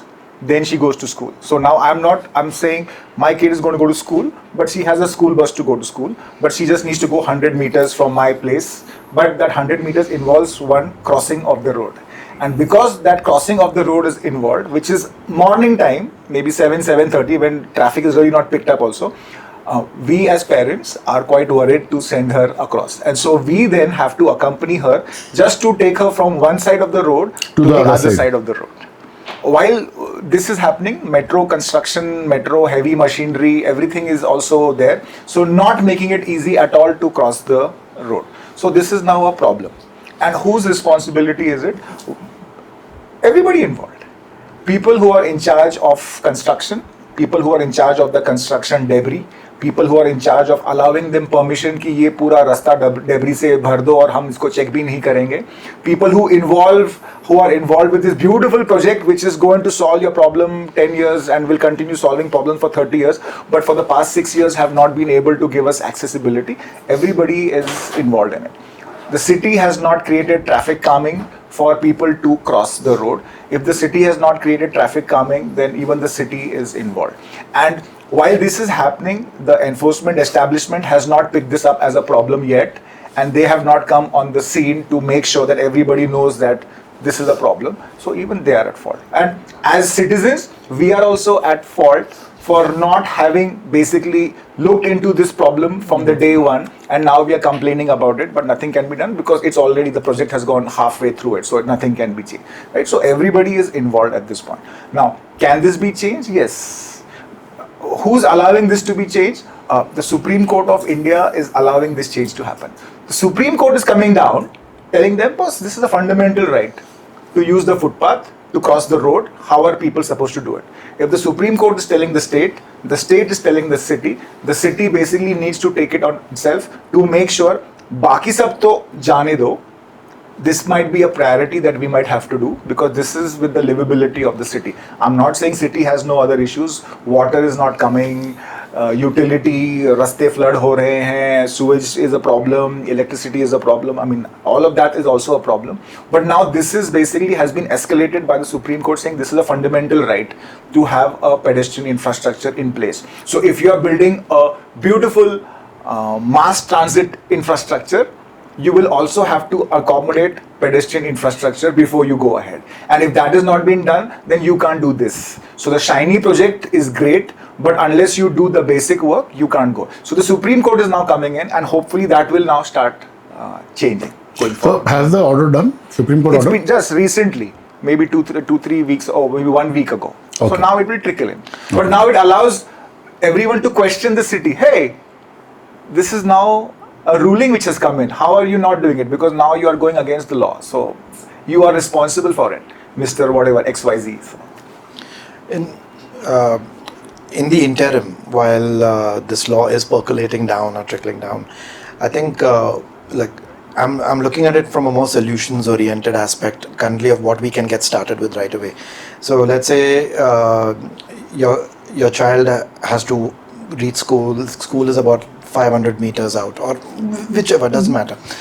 There can be volunteering systems as well, like citizen-based volunteering that help in crossing the people just for the interim timing. This is not something to do entirely, like not all the way through, but just for the timing until the systems, that app systems come into place where, let's say, you're leaving your society, instead of you having to chaperone your kid across, you have one dedicated individual for maybe a couple of societies who will help during Which that I think time. naturally also is happening right now. So one of the parents will So always accompany them. neighboring kid, So it has come into On a the more authorized kind of a location, right? Green jackets, and they do this Yeah, abroad.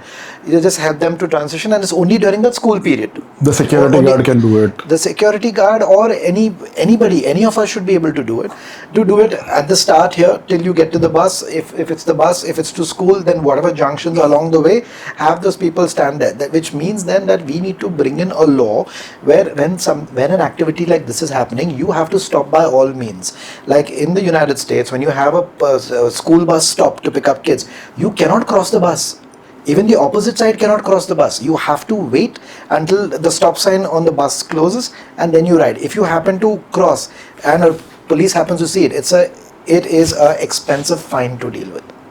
And so until we start giving importance and attention to life in general in India, we can have all the systems we can have all the technology we want, but if we don't value the life that's there in front, we are always going to have some problem or the other. So you want your kid to walk to school on a pavement or a footpath, you need to bring in value to that life first. And one of the ways to do it is to get the communities involved. Interim, until the government takes over, because there's another unfortunate habit that takes place is all these temporary resolutions are then affixed as permanent resolutions later on, which is not the case. Not everybody has the bandwidth to do it as they go on. And at some point people are going to stop. It's like how you say, like the good folks at some point are going to stopping at the signals and crossing to, because they're like, how long do I go on before I'm battered? We need to curtail that. That's what I think. Very good. Bridge का लेना. एक और topic आया था मेरे दिमाग में,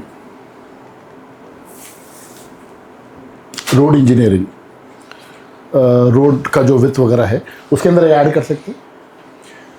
दो रोड के बीच में जो लेन्स के स्ट्राइप्स होते हैं ना, what is the purpose of that? The lane marking. Lane markings. ले सकते स्टार्ट है वो, उसको इंटीग्रेट बराबर कर लेना. Your next question after that should be, why are there no lane markings? Yeah. He's coming to that already. Start. Let's do it. So 2 lane road, 3 lane road, वो जो बीच में स्ट्राइप्स होते हैं, लेन मार्किंग होते हैं, what is the purpose of that? So that is basically to give you guidance to stay in your lane.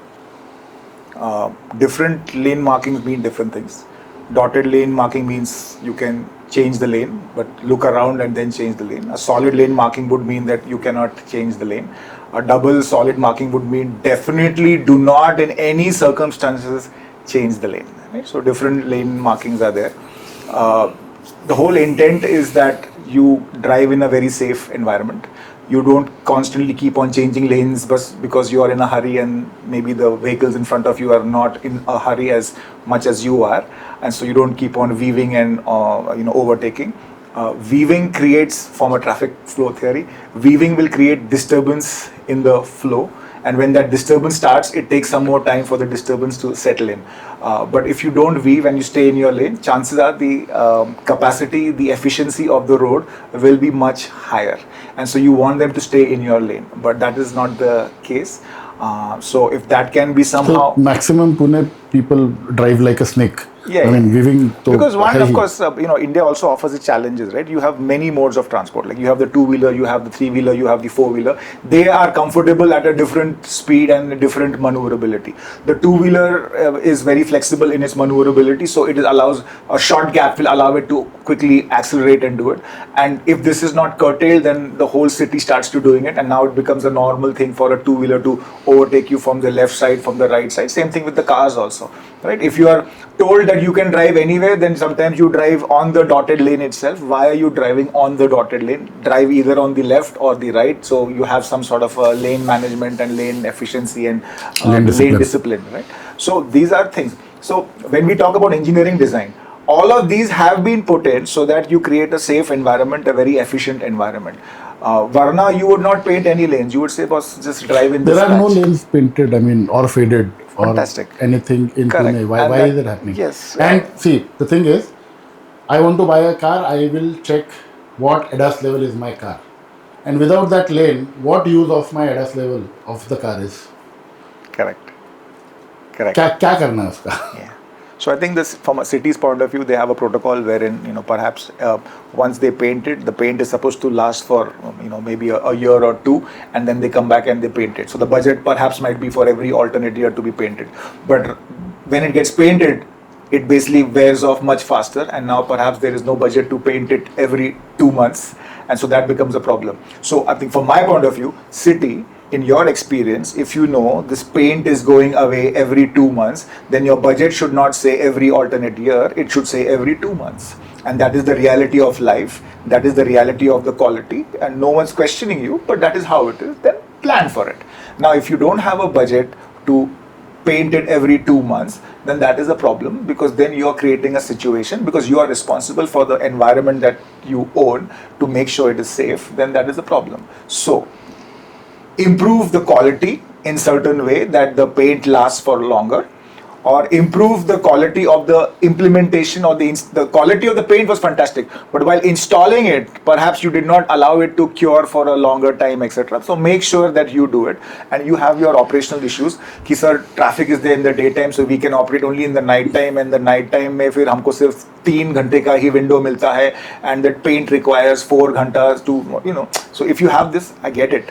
But you have to find a solution to it. You cannot give me a roadway marking which gets faded away immediately. And then I get questioned that how is this, when the Prime Minister is in town, you've painted everything. When the grand tour is happening, you've painted everything. The cyclotron which happened. Why is this happening? You are clearly efficient. Then why is this not happening on a day-to-day basis? Which is where I think you have identified a few major roads. Those are the roads, at least please start maintaining them on a very regular basis, and hopefully eventually you will start maintaining all of your facilities. So no one's questioning you, but identify one stretch of road and at least maintain that, then move on to the others, and etc. over a period of time, then maintain your whole city. I mean, that would be the logical way to go. Great. क्या लेना है? 20-30 flyover लेना है क्या? नहीं लेना है? लेना है? What do you want to do with Flyovers? I don't know. अपनी इतनी बार नहीं बोला है कि अभी मेरे को भी ऐसा लग छोड़ रहा दो, है कि छोड़ दो. You can talk about flyover. I will give you a good pitch on it. Ask me a question about this flyover. I'll join in for that one. Yeah. Okay. चले? Chale. So we are making a lot of flyovers, and Manoj Patel sir spoke about efficient or low cost solution. Yeah. So flyovers, are they low cost solution No. to start with?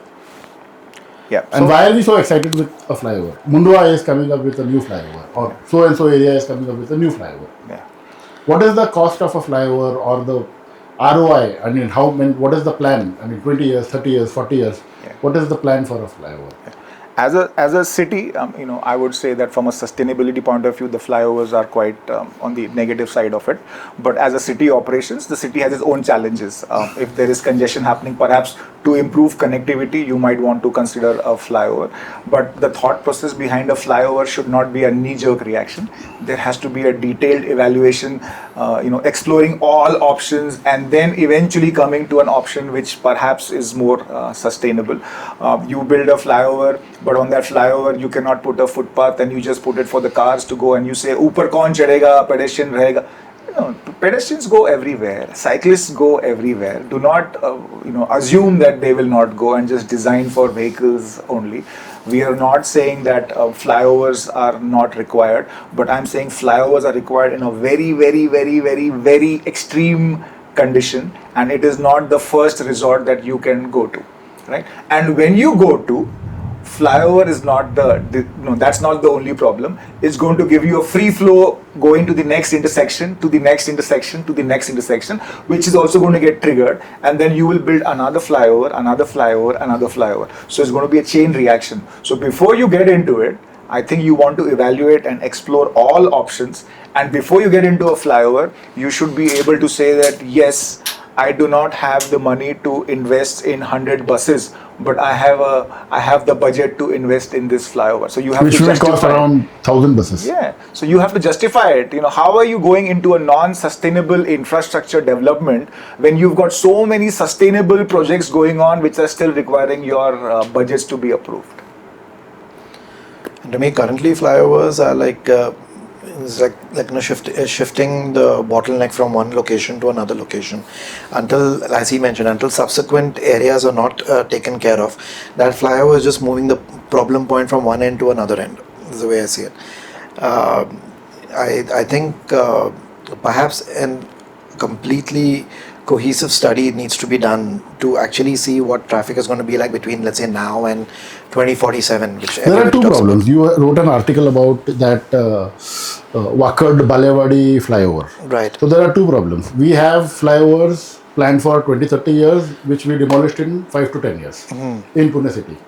We have that flyover Wakadwala or Kharadi Keshavnagar wala flyover, which is done ready, but the operational challenges are there.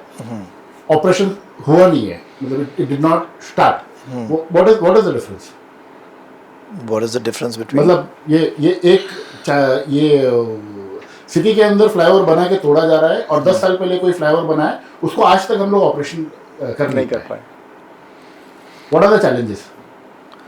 I see if I think if in that kind of case, what I had talked about at that particular point was about studying the scenario in that location, studying the usabilities and the surrounding usabilities to then decide whether the infrastructure that you're building makes sense in that location or it doesn't. If I understand correctly, the Balewadi flyover that was supposed to be built quite some time ago. That was built 10 years back. I mean, Kaspate बस्ती से वाकड़ कस्ते पर ये आ गया. 10 साल पहले bridge बन गया वो flyover river वाला. So when the study took place at that particular point, did it take into notion that this area is going to grow and by how? Correct. If it did take into it, then was this the right solution then? I think for me, what I see as a common problem in all of this is somewhere along the way you need to start looking maybe 50 years down the line or 40 years down the line, and then get back to what is the current scenario, what is the predictable scenario, and the percentage-wise growth on a yearly basis to then decide, okay, will this make sense or no? Secondly, I think, and correct me here, but the flyover should be one solution amongst other solutions that will run in tandem with each other to solve the scenario should this not work. I feel like a lot of the from whatever I've studied and seen, a lot of the impetus is kept on only one solution that fits all, like one size fits all, which shouldn't be the case. I think it should be multiple subsets. So I think my approach or the city's approach should be saying no to every flyover, and then please justify why that flyover is required. So by default, it's a no. But if you feel really strongly, please come up with a good study, detailed study, which basically shows that this is an absolute requirement and not the other way around. That flyovers are to have a flyover, there should be a detailed study. Correct. Why it is required. Yes. Okay, very good. I think for any large-scale infrastructure project, this needs to be done. It should be a standard. I don't know why this is even a topic of discussion. I mean, it is. I agree with him. It has to start with a no. Why are you doing this? Justify it. At one junction, you think we actually absolutely need flyover? So I think the Mundhwa bridge crossing, I think that needs to be redesigned perhaps, because the numbers are very high. See, when you are very high, so the Indian Road Congress, right? It talks about a junction and it says that if 10,000 cars are going through it in a 1 hour, you are a candidate for a flyover. But that is like a condition which says now you are a candidate. It doesn't mean that you have to now provide a flyover. I think the studies which get done in the city are hoping that you can show at some point, if not today, 10 years down the line, that you will hit this threshold. And when you hit this threshold, you will require a flyover. And so now it is cheaper to build it now only for future. With that logic, every junction of yours is going to require a flyover if it starts growing. So you better have a mechanism to say no, and then somebody needs to justify it, that why is it going to make sense. So, flyover is the easiest knee-jerk reaction. You asked our return of interest perhaps earlier on, and my comment on that is that your flyover construction goes on for so many years, and the delay and the diversion which happens and the fuel wastage which happens during that time, and the cost of time for everybody who's involved in it, who has to do this detour and get stuck in traffic, the road rage, the health issues, the lost family time which you could have been doing, even the constructive time when you went to office, you could have been in a nice peaceful environment. You have impacted all of that. with a dangling carrot which says 5 years now from now you will be very happy. But that 5 years turned into 25 years and your projects are still going on. And now that cost was not taken into your cost of consideration. Perhaps that cost would have derailed your project also if you That had realistically. gajar is very big. Yeah. So Very big. But what he spoke about, that in those intangible aspects, that is very important. Your mental state, your health, your peace of See, as mind. it is, every Pune driver is spending 2 hours on an average on road. Yeah. And उसके ऊपर से ये वाला frustration जो है, So I'm saying that, so even what was a part of my write-up at that particular point, since you asked, was one of the things was you need to take into consideration all of this as well. Is it, because at the end of it, you're designing it for the person. The person who's going to, you're designing it, you're creating these solutions for the people to travel through. If that person is still frustrated at the end of it, you haven't solved your problem. yeah, you have created another problem and a bigger problem. Yeah. And then that opens up a whole other can of worms. You know, Yeah. we are basically having a worm party over here. Yeah. Apologies, but yeah. No, I mean, I got the visual of that mummy वो जो निकलता है ना. It is. So that is Yeah. what is happening on Pune Road with only 6% road capacity. But see, we've been talking a lot about infrastructure and roads and that, but it also requires our behaviors and the way we go about life to change a little bit. Like, let's say today, if you're going to have, I think some of the companies have already started this, satellite offices around. You don't need everybody converging on the same building. You can have multiple different buildings. I am into commercial real estate. Yeah, I understand commercial real estate के perspective से वो ज़्यादा पैसा आता नहीं है. I'm assuming. No, I will be happy to give 3 different offices to one company. For me, there are 3 different transactions, but it is not efficient for the company to handle 3 different satellite offices. Operation costs बढ़ जाता है, उनका काफी सारी चीजें बढ़ जाता है. Fair So point. I have had a company who said कि we were not sure Baner लेना है या कल्याण नगर लेना है. I convinced them. I gave one office in Kalyan Nagar and one office in Baner. I have done that in my. So that is fine, but at some point let's say for them operational feasibility is not happening. Agreed. But then what's happening is the problem that you try to solve here is now come onto the street. So we have a bigger problem. So I have people who are asking me, एक काम करते शिवाजी नगर ये करते क्या होगा 20 rupees extra rent जाएगा, but Shivaji Nagar में office लेते you can roam around the entire Pune between 15 to 18 kilometers. You can reach any part of Pune in 15 to 18 kilometers. And so that congestion is a different problem. See, that's what I'm saying. This is because of a whole sheer lack of information and understanding of what the scenarios are. Now you have work from home also kicking in. And now people are actually looking at it. There is this now these home offices that are coming up. This idea of home, like little co-working spaces, just tiny ones, not professionally run, but people can come together and hobnob and put together. It's time we start, as a society in general, start looking towards that.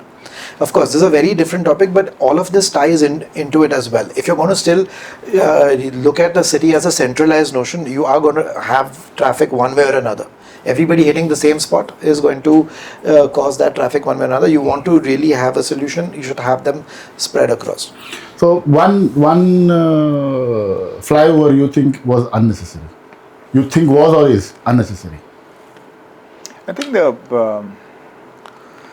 don't want to get into too much controversy, but I think once you build a flyover, you've bitten the bullet, and so you stay with it, and then you design around it. You don't want to dismantle it and start it and make a good design. Of course, it makes sense, make a good design, recorrect your errors and all. But now you've made that choice. There are other solutions, run with those scenarios, maybe more sustainable. I think going forward, now everything has to be a sustainable scenario only. There is only so much space. You have not used it efficiently. Find a way to use it efficiently. And anytime you want to build a new project, it better be a sustainable project. For me, the one flyover, I can talk about, but the one flyover I think which to me it doesn't make sense is the one that it's on the Mundhwa road. The one that splits into, it's a T. It's an open T. Which Mundhwa road? Magarpatta, you think? No, Magarpatta flyover. Ajit Dada said, "Asa kasa te flyover banla jagat kuta nasna re." Yeah, and what I find hilarious about that particular flyover is you expected the people to follow discipline to crisscross in two different directions on that flyover, giving it to the people to figure out. There have been jams where the police have to come in the middle of the night. In the middle of the night. At 2 o'clock in the morning, I've been stuck in a jam there saying, how is this possible? So I have to wait. So, sometimes some things like you really have to question. So if you ask me, one flyover, perhaps it had some sort of a thing, provided we were better drivers or better motorists, then that flyover will work. But with the kind of behavior we have and the lack of courtesy, that flyover is never going to fly. It's It flown for 20 years. Now I think it is time. Did you ever see the use for it? So when you designed it back in the day, you assumed that this would be a volume, which is quite, the design can accommodate this amount of traffic which comes in. You didn't realize that, or you thought that this amount of traffic would never approach this flyover. You purely thought perhaps 10 cars will come, but those 10 cars became 10,000 cars. Of course, your infrastructure is going to fail. So the question now is that why would you think it's going to be only 10 cars? I'm not saying you could have got it right from the very beginning where you said 10,000 cars, but perhaps you could have been in the ballpark of that number. And then the design would have said that at that scale, vehicles cannot crisscross. Vehicles have to go free flow, which means they would have to go over each other. And so the design of the flyover will be a multi-level design. Yeah. And perhaps the technology at that point may not have allowed you to do things which are there today. Fair It could point. be a challenge. But what can be done now? I think, again, first choice is there a sustainable way to use this infrastructure? And if there is, then maybe that is the one that you want to consider. What do you think about this elevated road from Hadapsar to Yavat, and same on the Nagar road? So again, it's a flyover. It's just a very long flyover. Maybe the projections for that, for the neighborhood and for the intercity connection or the regional connection, maybe justify it. I hope they justify it. I have not seen the justification for it.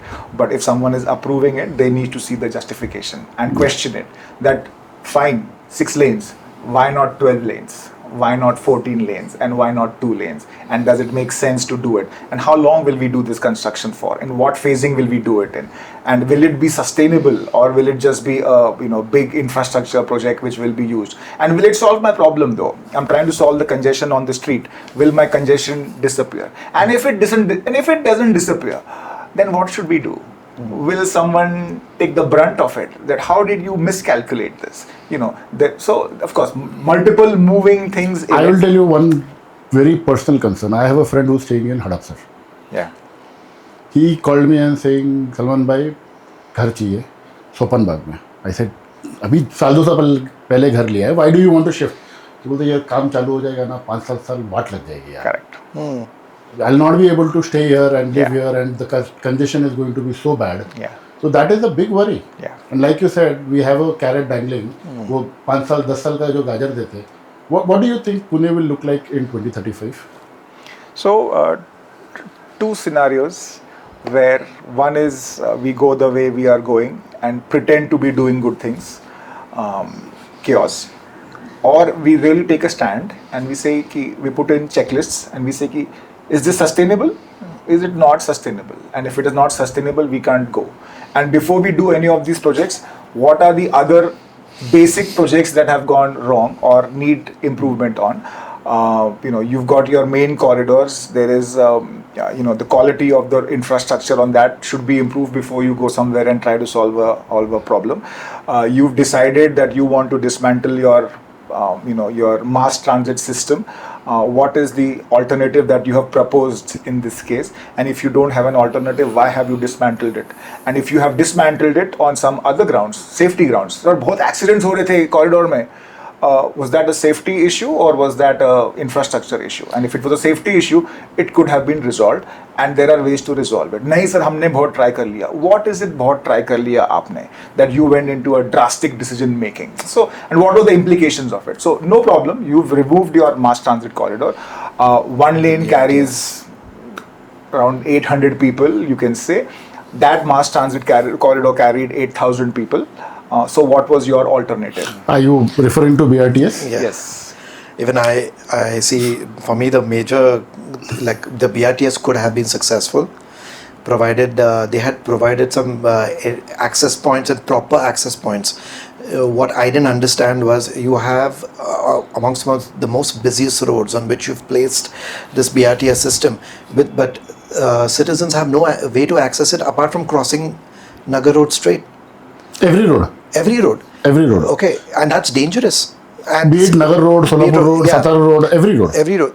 So, why weren't subways or, overhead passes? And if you're going to have, and in today's day and age, if you're going to have subways and overhead passes, you can't expect people to climb the stairs at all times. You need to have an escalator, an elevator, something on those lines. That investment has to be done. That's there for sure. So, you could have had that. That BRTS would have run well. Second is enforcement, ensuring that no other vehicle gets into that space. Third is, I think this is perhaps maybe a budget issue, is what I understand, is at junctions where you have the buses, where the lanes open up, you could have had underpasses, right, for buses going straight. So anything where you provide, so if you had to provide an underpass, For I the would mass love transit. it that you do it for the mass transit. Yeah, mass transit only, Correct. nothing else. Correct. And also the white elephant in the room is that why do you not have enough buses to Yeah. ply in this corridor? Yeah. Why are your corridors looking empty? Where everyone looks at it and says, "Ye khali kyun pada hua hai? What a waste of place. Isko nikal do. Isko nikal do." Multiplied by 10,000 people now saying, "Isko nikal do. Isko nikal do." Of course, the city is also then under pressure to nikal do. So instead of nikal do, maybe the city needs to look at how can I add another 2,000 buses, and how can I make sure in the peak hour every 20 seconds, 30 seconds, 40 seconds a bus is going, so no one complains to me that ye khali ground rakha hua hai in the middle of the road, iska use bhi nahi ho raha hai. And that became the problem, right? Because right now the question became iska use nahi ho raha hai. So city, please get behind your sustainable project and prove it to the people that iska use ho raha hai, and here is my infrastructure. It's very easy to dismantle it, but to operate it, maintain it is challenging. But that is the only one which would have given you the maximum buck for your money. Yeah. We wasted 20 years and thousands of crores on that BRTS, and we've closed it now. Yeah, but you also cut out a whole portion of the population that had no other solution but to use the BRTS. Yeah. Even today with the rerouting of the metro through Kalyani Nagar and out towards Yerwada, there are a lot of people on that side who haven't got access. They were the ones who were using the BRTS. वो भी निकाल दिया. तो अभी उनका क्या? So in PCMC, the ridership of the BRT corridor was almost 3 lakh people a day. 3 lakh people a day is 3 lakh vehicles off the road. 3 lakh people off the road is so much more capacity utilization of your existing Let infrastructure. us call it 2 lakh vehicles. 2 lakh vehicles. Why? Some would be in car, and many हाँ, would be ठीक है, on. fair point. Yeah, So but it's that's- insane. I mean, the harm done to the city when you decide to dismantle a public transit project is is something that needs to be really considered. And you've dismantled it. First of all, did you build it properly? Did you provide the connectivity properly, or did you do a hybrid system where halfway you went, then again back to regular road, then again halfway? Because if I'm using my public transit, I should be given priority, I should be given preference, I should go from one point to the other point in the most efficient and fastest manner. But now you have put me in regular traffic also at some certain sections of the road because you didn't have the space and you decided isko dismantle kar do. And of course now my buses are stuck in traffic and they are like any other person in the traffic, and so I'm delayed. And now you're showing me that your ridership bhi sir kitna kam ho raha hai. You're almost bleeding the system, and now you are complaining that this is not good enough. I think it's a quite sad state of affair. Emotions are very strong on either side. BRT, yes, no, is always debatable, and we have no issue. I would like to come across any traffic or a transportation person who deals in the sustainable scenario, who says that yes, this was a good decision to dismantle it. Of course, it's a democracy. It take its own shape. But if you ask for a technical opinion on it, I would say this could have been saved, and it could have been done. It could have been improved. Whatever shortcomings were there, those could have been cleaned up, and it would have been a fantastic mass transit system. You think Pune Metro can take what Mumbai locals are for Mumbai? Pune Metro can have that potential? Very So different, no? so a metro has tremendous potential. right? But the metro can only work in a way on the corridor that it works on. See, even Mumbai locals is a corridor. Correct. So if I live 4 kilometers ahead, nobody is saying कि मुझे feeder bus चाहिए पूरे railway station पहुंचने तक. Correct. Because we did not have public transport culture in Pune, we are asking for Yes. that solutions or that मुझे ये चाहिए, मुझे वो चाहिए, मैं स्टेशन तक जाऊंगा कैसे? बॉम्बे में कोई नहीं पूछता है, 5 किलोमीटर भी दूर रह रहा है, 10 किलोमीटर भी दूर रह रहा है, तो they manage. Correct. Because it is their culture. Correct. So, local is a lifeline to Mumbai. I agree. So now, but I'll cut you short there now. Yes, it is a local, is a lifeline to Mumbai. But now Mumbai is investing in insane amount of metro corridors. Yeah. Because they feel the need. What Yeah. I understand is, local is one mode of transport in Yes. Mumbai. So is their bus system. Yes. Pune bus system and Mumbai bus system, totally different. Correct. Their bus will come on time Yes. even after that. The chaos, the mess Correct. is rolled on them. So they are adding one more metro yes. as a mode of transport. Yes. So why cannot Pune have different mode of transport Yes. So in public transport? Yes. So the comment is that the metro can only do so much unless it is supplemented by the bus system. Okay. And the bus system goes into reaches where the metro cannot reach. And Agreed. if you want a sustainable scenario, you will have to send those buses more often into those pockets where people are, they don't have access to public transport. The bus system by itself is, of course, struggling right now with the budgets and etc. But I think the city has changed the opinion. Both the corporations are putting in the money, the state is putting in money. New buses are coming, fantastic. That's a good positive. How many step. buses? Do you I have think a number? 2,000 more buses are coming. Both the cities? Yes. Both the corporations? Yeah, so both, I think there's a contribution of 60% and 40% between the two corporations, and between the two corporations, I think 2,000 buses are coming, and more are expected to come in the next few years also. So I think that part is now being addressed, but the connectivity and the infrastructure of the bus also needs to be addressed. Yes. आप अगर podcast में यहाँ तक आए हो तो आपका बहुत बहुत थैंक यू, क्योंकि मुझे नहीं लगा था मैं 2 घंटे 40 मिनट का पॉडकास्ट करूंगा. ऑनेस्टली मैंने सोचा था कि 40 मिनट 45 मिनट मैक्सिमम 1 घंटे का पॉडकास्ट होगा, बट कॉन्वर्सेशन इतना अमेजिंग, इतना जेन्युइन, इतना ऑथेंटिक था, टाइम का पता नहीं चला. एंड इसमें से ऐसा कुछ नहीं है जो मैं काट सकता था. एंड यहाँ पर भी जो पॉडकास्ट खत्म हुआ है उसका टेक्निकल रीजन है. आप सोचोगे कि ये अचानक बस की बात करते करते गायब कहाँ हो गए लोग. There was some technical reason, इसके आगे हम शूट नहीं कर पाए. बट मेरे पास और कुछ सवाल है, काफी सवाल है, एंड आई एम श्योर आप लोगों के पास भी कोई पुणे के ट्रैफिक को, रोड को, इंफ्रास्ट्रक्चर को लेके सवाल होंगे. आप कमेंट में बता देना, मैं उनसे वापस बात करूंगा और आपके भी सवाल जरूर लूंगा.